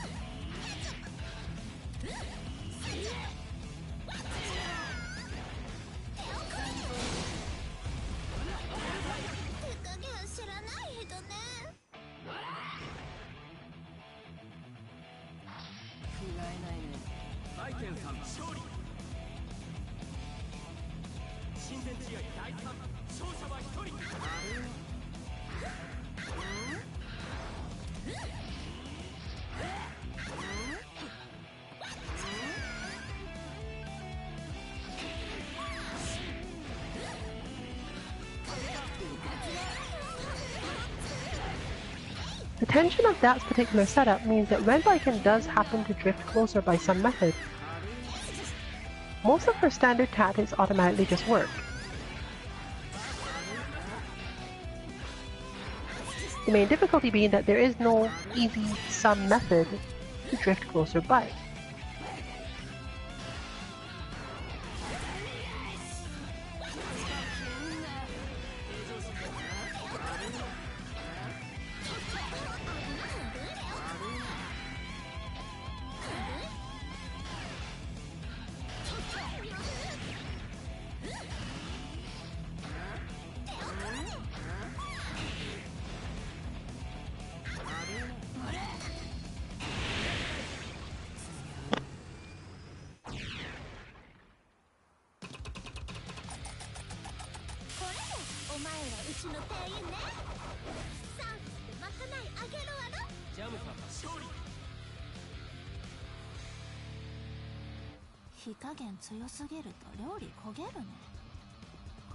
Try not to push yourself too hard in matches like these, as it tends to telegraph your intentions to your opponent. You have to learn to relax enough to be a little random at least, until you've built up the skills to be perfectly timed or spaced.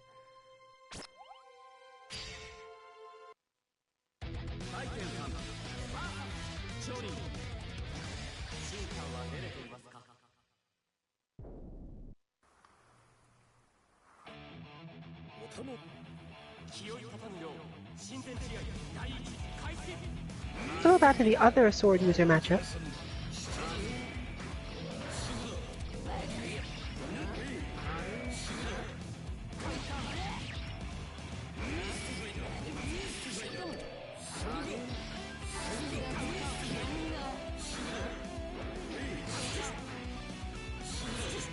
Johnny does have advantageous ranges against Baiken in the corner. The problem with these ranges is that as soon as Johnny moves to them, Baiken immediately becomes able to neutral jump, returning her to her standard playstyle.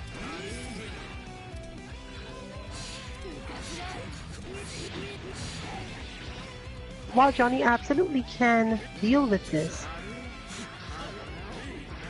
to do so will also let Baiken get forward, get out of things, and land some really powerful whiff punishes. As he's not quite out of the range of Claw, he's just out of the range where her doing Claw is a good idea due to the speed.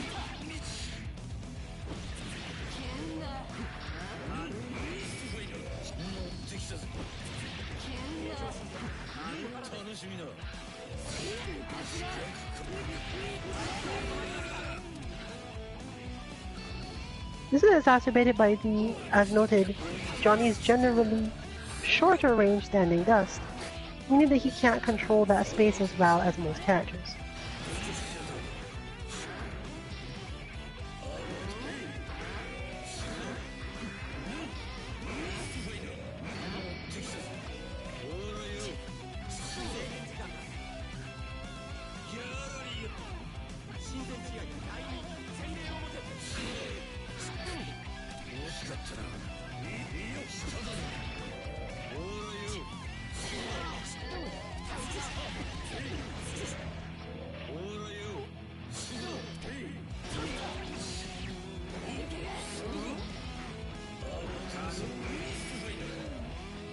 Generally, when you're not familiar with Johnny as a character in this game, your best bet when you don't feel as if you may be able to punish something is to assume you can't. Johnny is a character who is built entirely around that sort of style, where he creates the correct space for himself, and then waits for you to make a mistake dealing with it. Similar to how Slayer works. It's just that Slayer does it by specifically constantly hitting buttons, and Johnny tends to have more of a wait-and-see approach.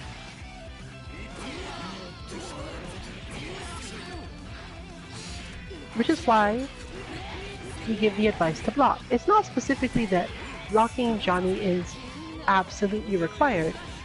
He can be punished for many things.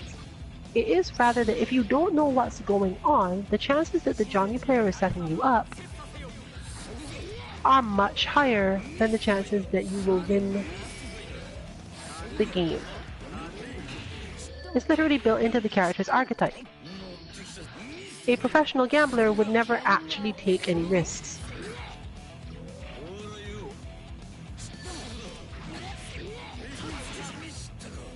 Meaning that you should assume that if Johnny has done a thing, and you don't know whether or not it was a mistake, it wasn't a mistake. This can lead to losing simply because it lets your opponent play more riskily. But this is again part of how gamblers work. However, if you do get enough of a life lead, you can use that life lead similar to how you will use a big pile of chips or whatever at the tables, and spend some of it to learn whether or not the thing you think is punishable actually is.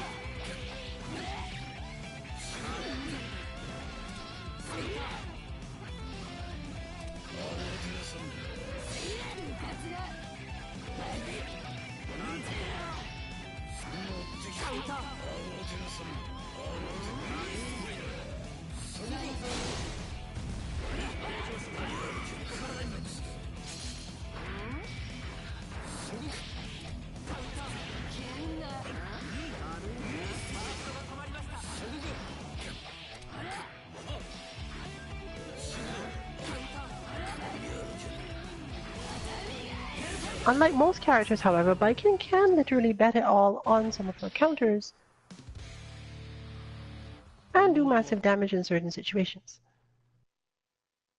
She is generally looking for the key moment where Johnny has just short of enough meter to actually do anything.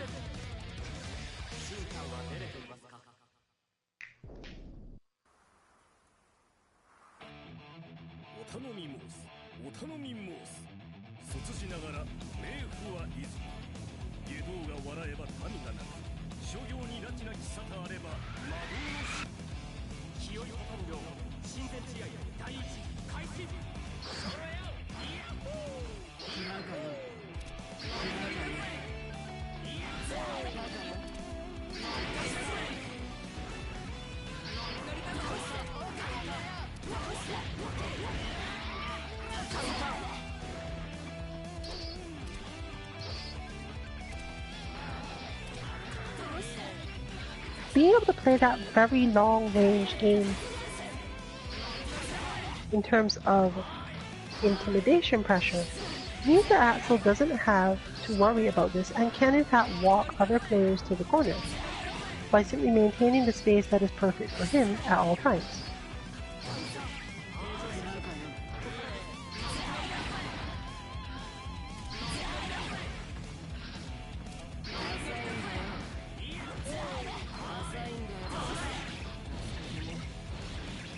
In this case, Baiken failed to backdash after some of Axel's stuff that would have been the better idea. Since the backdash is required primarily to stop Axel from being able to quickly respond. As with our Kata 33 from Street Fighter, you're generally watching for that moment to see how your opponent responds to your backdash and immediately take your own action from there without actually thinking too much about it. If they just walk or stick out a button, you do one thing. If they go for a bigger attack, you get ready to whiff punish. There's not much more to it than that.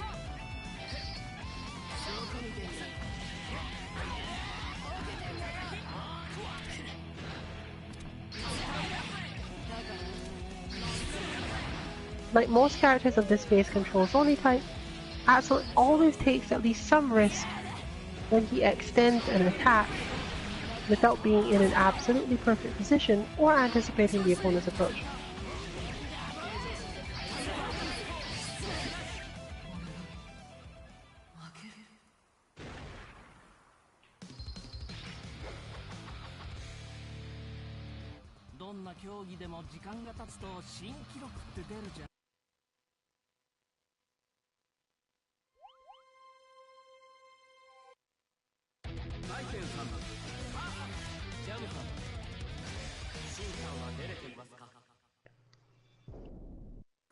But let's show a little bit of what happens when Jam does not want to play at that space. She does have some options. The problem with those options is that those options then allow Baiken to play too defensively for Jam to outright open up, and she has to rely almost completely on real pressure. You can see based on just the damage taken there, but it's not necessarily the preferred method unless you think your opponent is going to not block. It actually turns out a lot more like the Johnny situation.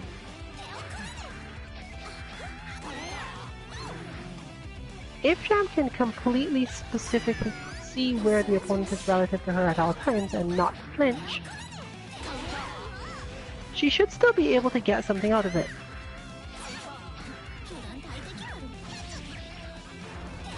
But this requires a lot more understanding of both the player you're up against and a lot more meter watching, which is hard to do at the same time as watching the spacing. One of the primary reasons why this sort of thing is hard in games is that if you're not too familiar with the characters and the spacings they create, you don't have time to watch your meter, meaning that you also become predictable in a different way. Eventually you have better options, but your opponent is going to see when those options are coming up based on a rhythm of timing. Simply put, you could teach yourself, I've been playing this way for long enough, I must have enough meter now. But your opponent is also thinking the same thing.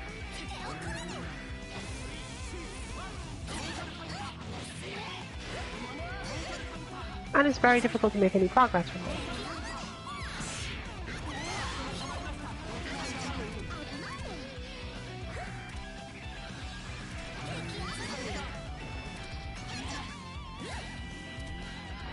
The style of play also removes your capacity to get any meaningful charge, other than by managing to finish a certain knockdown.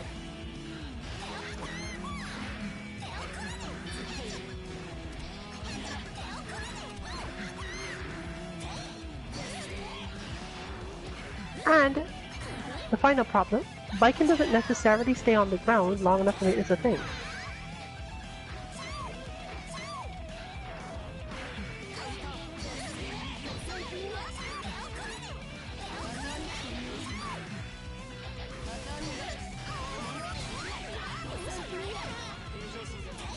Meaning that if you miss the spacing at all on any of the things she does, your situation generally tends to degrade from there fairly fast. Adding on all the complications of burst and similar means that you're generally running into damage more often than you're getting it.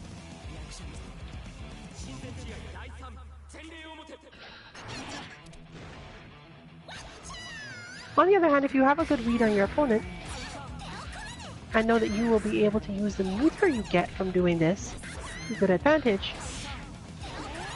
it's definitely still a good way to try to play this match.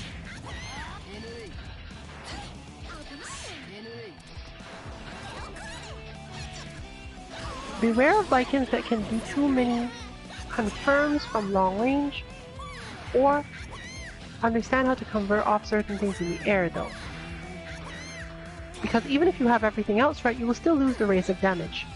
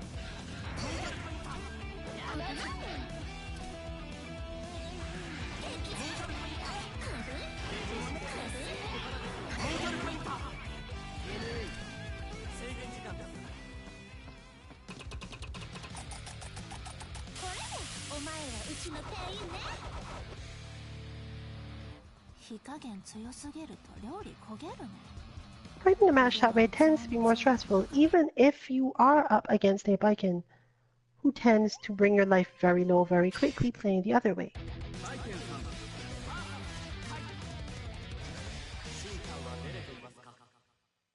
That said, you absolutely should still go with whatever you're more comfortable with, just to be sure that you know why you chose to do it.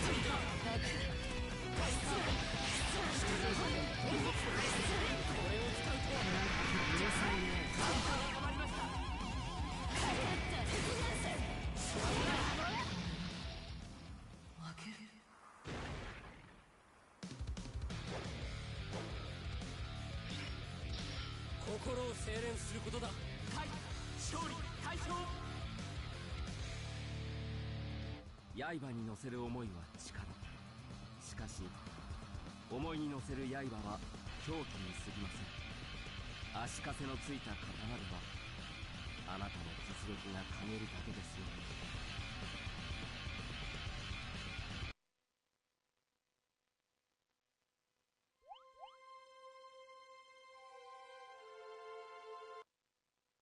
マイケルさん、アクセル。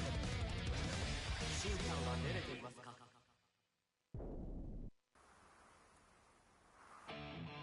お頼み申す、お頼み申す。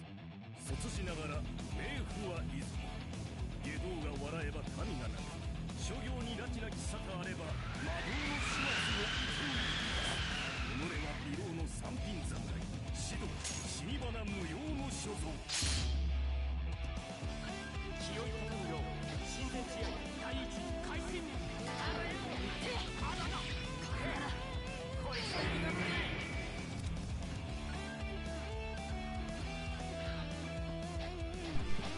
How's the match range position? running jump with green block, or sometimes just a single forward jump, will get you past and through most of Axel's responses, or force him to slow down enough that you might be able to get something else.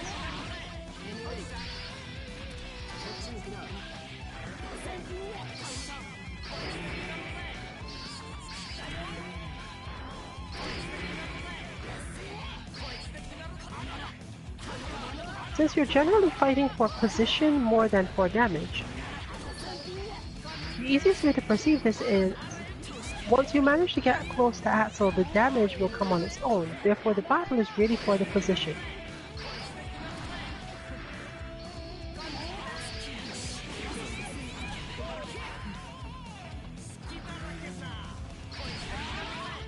For this reason, we often use up our burst to get out of the corner when he puts us there, and similar.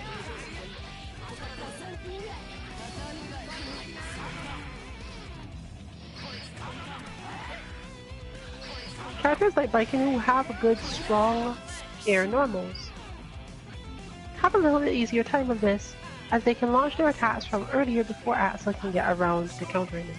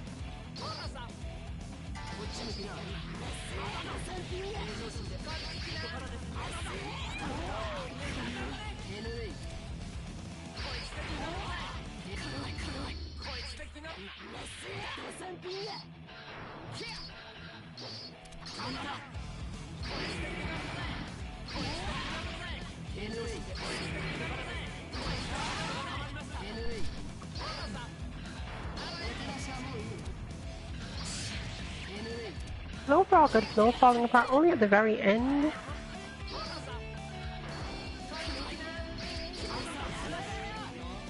Due to, once again, mostly blocking but not backdashing after. You need to Axel immediately taking another action, pushing you back. Now of course, if your character has a much better option in that situation, you should obviously use it. But for the longer range fighters, Axel is generally not the same type of problem as he is for Baiken, Jam, etc.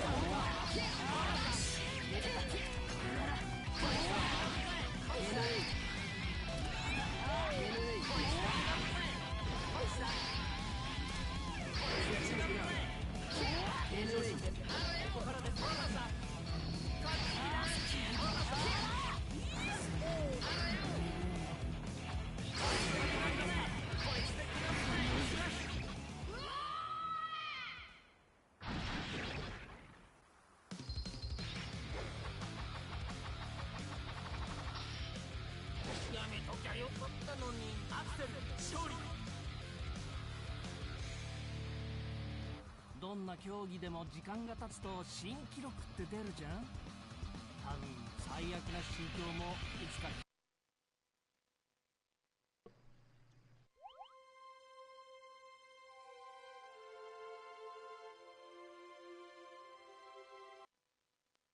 バイケンさん、ジャムさん、シンさんは出れていますか？ So now we will return to playing this match the more patient way and trying to evolve it from there. If you expect it to be baited relative to your Dragon Kick, what can you do to make that situation better for you?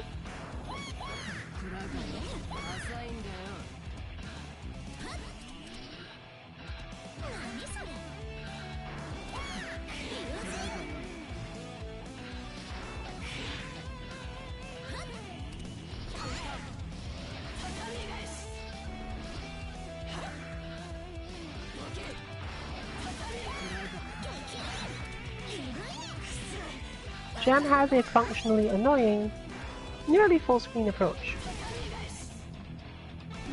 Depending on how she finishes this move, Baiken has to worry about different things. This helps distract the Baiken player from your capacity to use other things, and tempts him to move into a space where it's easier to deal with that move, making it a little bit easier to get the same kicks in. But, as always, if you mess it up, you're still in the same situation.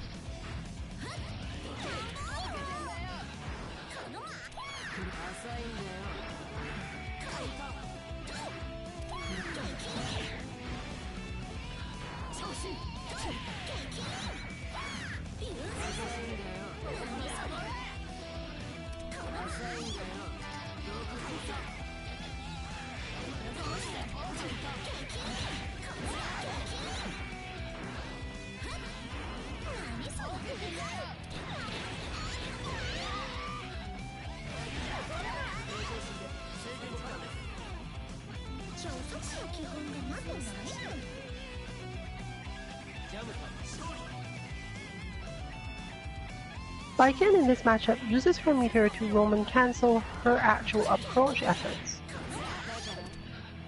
making it easier to deal with Jam as a whole.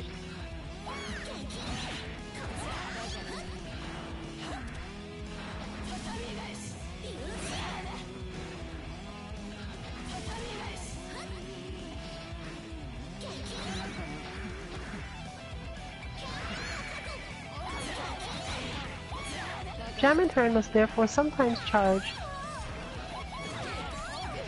her upward kick to deal with that situation.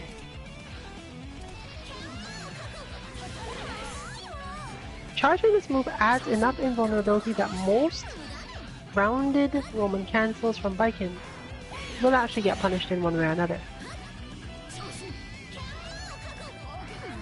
And as Baiken's ability to bait it if you've done it at the right timing is relatively low, you're not generally too stressed about it.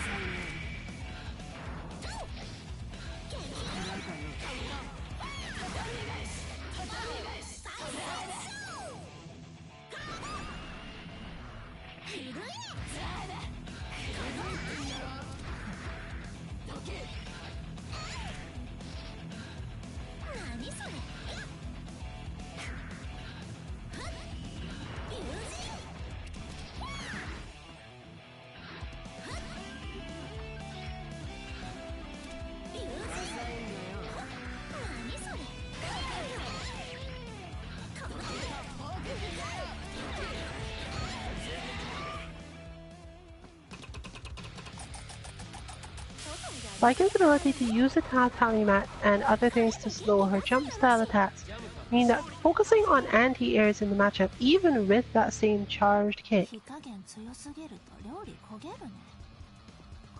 does not always serve Jam very well.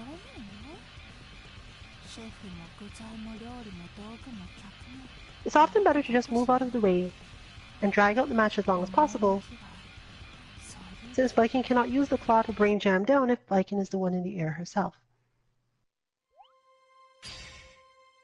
It is usually possible to stay just out of the range of Baiken's attacks with a jump back, based on the spaces that they tend to stand at.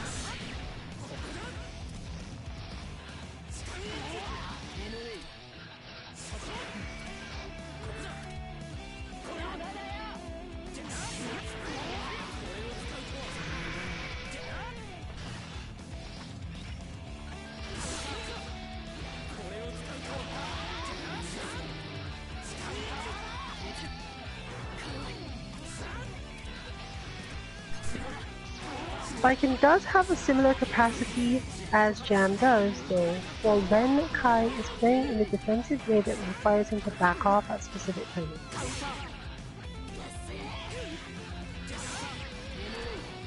The same move that she uses to avoid his projectile normally can be used to buy herself enough space to offset his spacing. In short, regardless of how Kai intends to zone you or control space, just use the advancing crouching heavy slash to take up some space and constantly force him backward toward the corner where Baiken actually has control.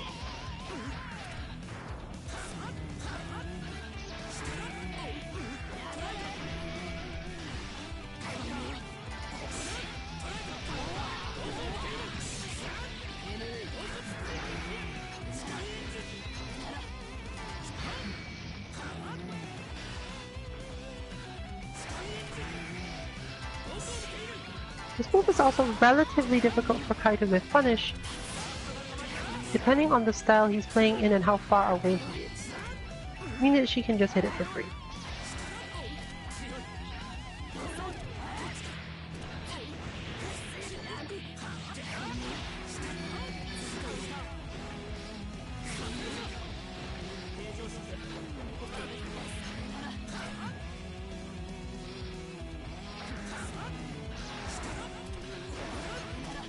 The threat of both hitting this and going into the air all combine into Baiken's ability to do the most terrifying thing she can do, which is just walk forward.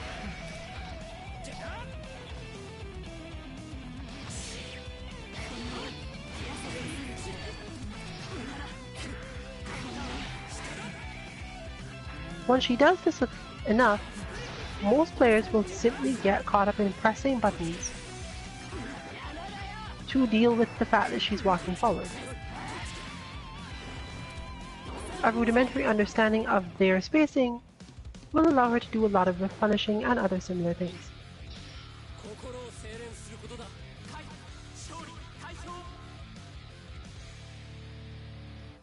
刃に乗せる思いは力。しかし。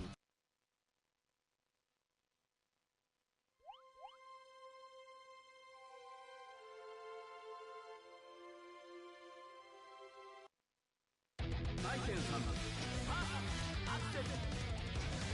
瞬間は練れていますか。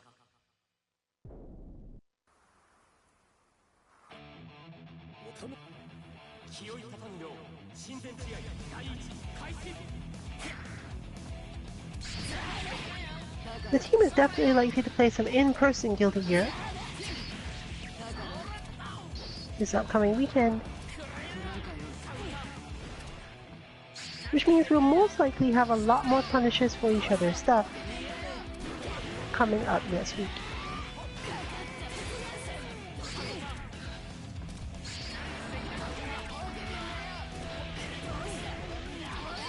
As noted before, part of the reason why we do not generally practice that is related to learning certain fundamental principles before trying to maximize damage. And as Guilty Gear is not going to be at Shine, the execution for those things is not where you want to put your effort in terms of execution time. Most people do have a stamina limit for how long they can practice and grind execution.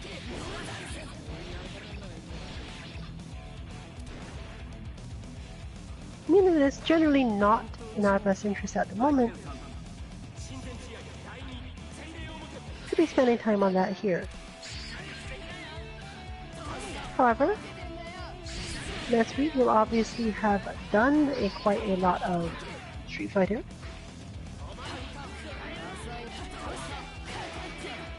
And probably, depending on how Shine goes, have a lot more work to do on the conceptual side as to how to deal with particular things. Or, if not, at least a relatively clear perception of what happens in terms of execution, and probably a bit less of the will to try to fix it right away. After all, there is no immediate chance of getting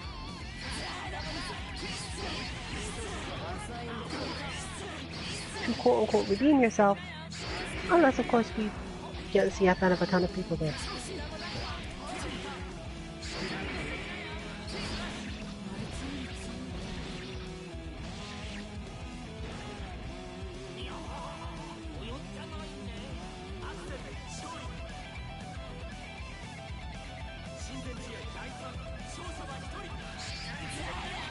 That said, we will always repeat, it's relatively satisfying to have a very clear idea of where a combo would be useful. Learn that combo, and then always get the reward for the situation once you've already learned how to create said situation.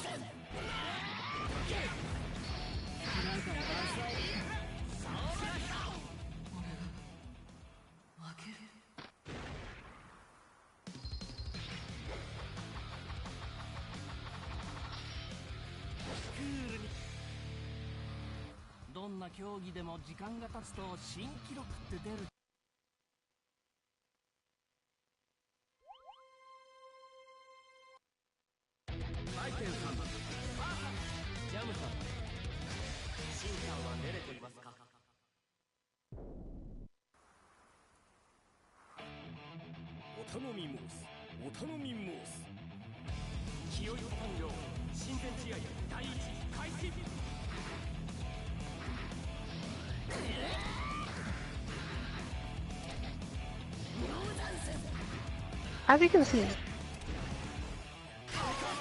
generally Jam's normals offer her no real way to put Baiken under serious pressure.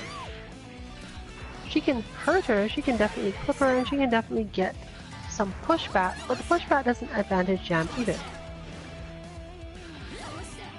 Similar to Answer, Baiken simply has too many positions at which she can counter buttons Jam is hitting.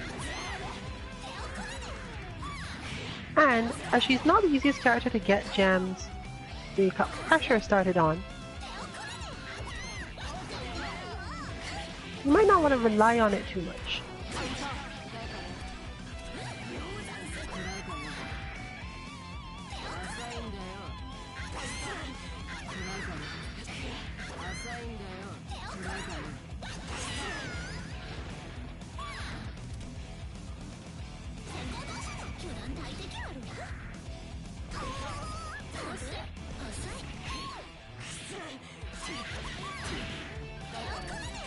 The further problem is, of course, putting your opponent in a defensive mindset.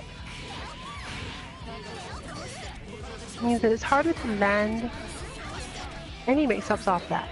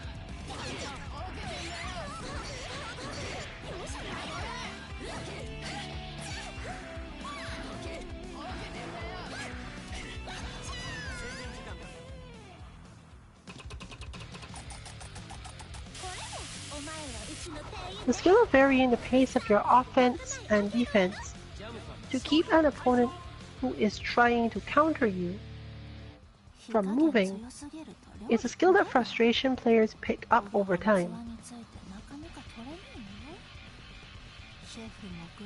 To go up against them, you must often relax enough to violate your own sense of rhythm.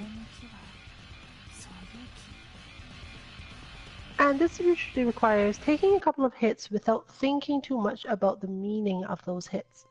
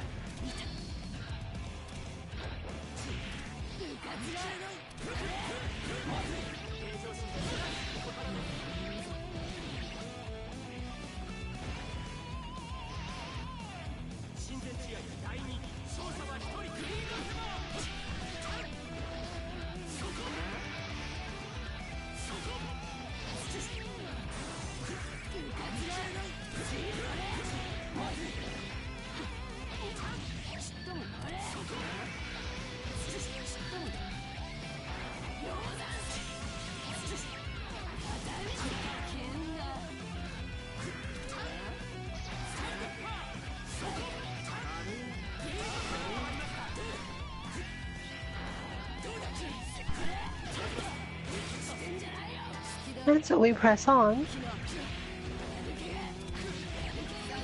with flying blades in all directions. So in this case, Jam has had enough to do, and you'll see Scene for a little bit.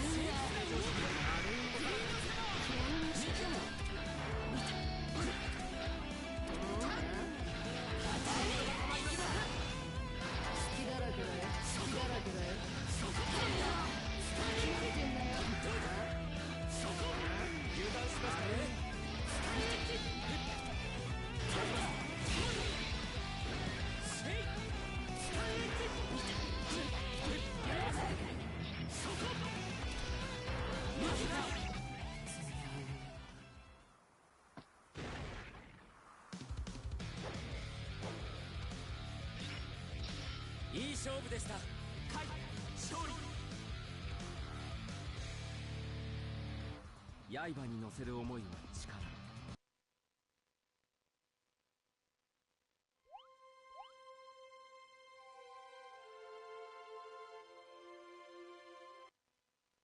マイケンさん、アクセル。シンさんは寝れていますか？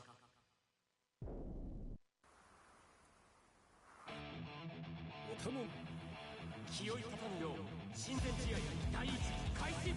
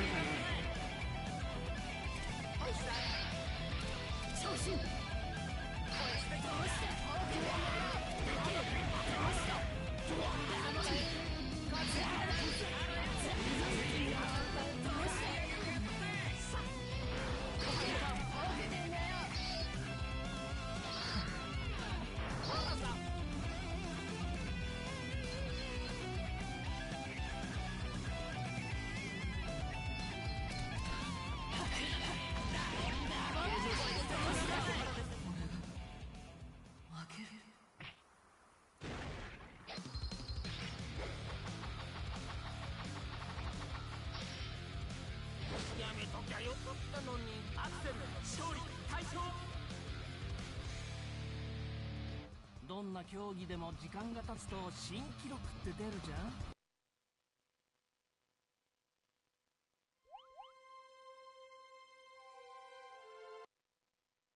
マイケンさん、シンさんは寝れていますか？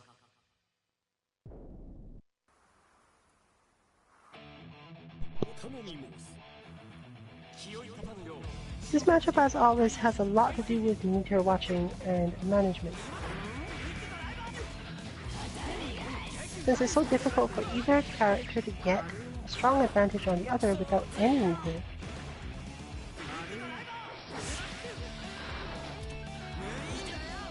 And the specific uses of the meter change by where they are in the stage.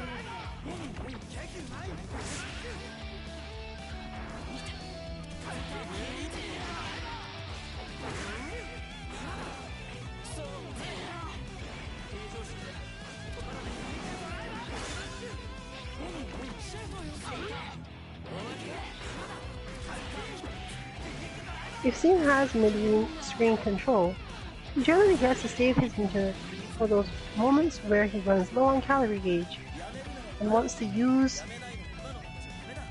one of his supers to build up space. When he's cornered by Baiken, however, it's often necessary for him to use up his meter to blitz to get out.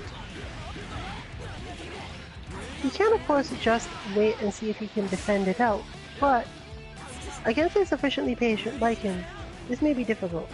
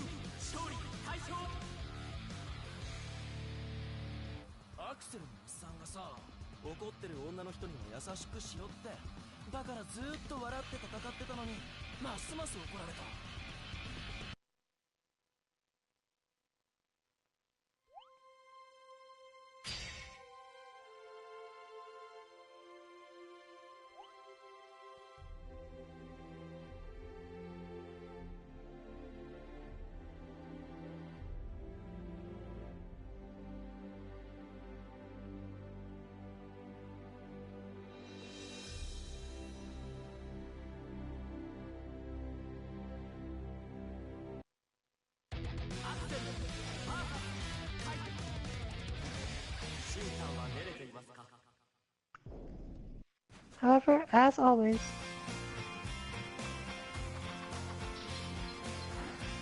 we close out on the True Tuesday train.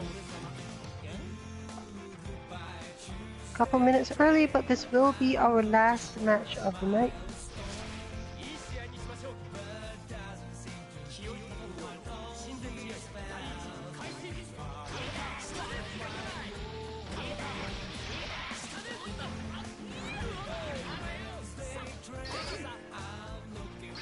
As the traveling members of the team will be preparing for their trip tomorrow,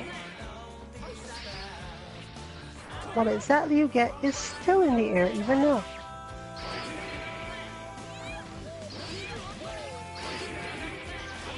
There is very likely to be some demo of some game that we don't normally show.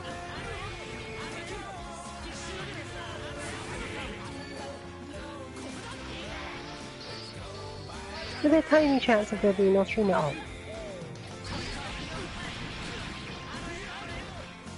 We definitely will not have any stream on Thursday as noted, so no Kame House lobby this week.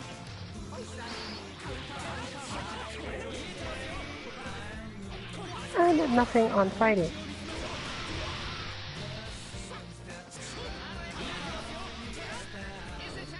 Or if we do, it may not be at the regular time, as it will be some sort of bonus with us all hanging out and happening to stream whatever we do.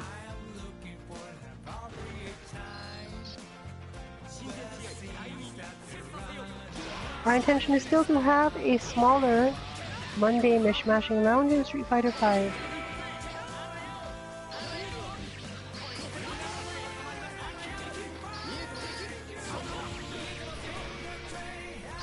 And after our weekend of Street Fighter and potentially Smash related things, we should be all back and ready to run another Tuesday train.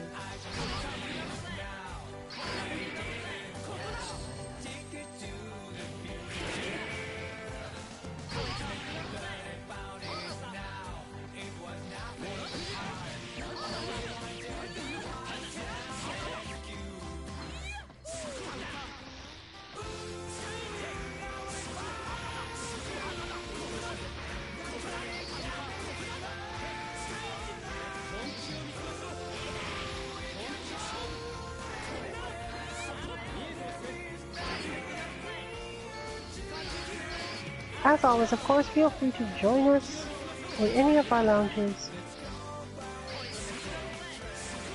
check out our content on YouTube. If you wanted to watch any of our past streams.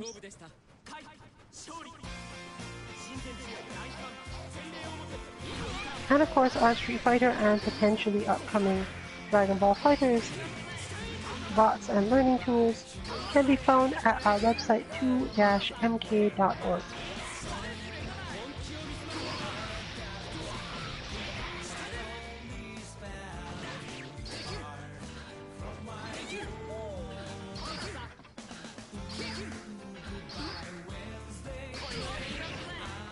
And if you happen to be a Smash fan in the New England area, we may even see you at shows.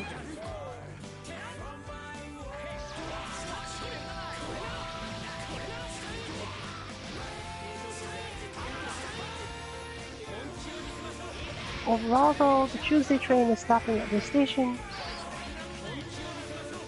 This has been Lillian for Team 2_MK. Good night everyone, and enjoy your training.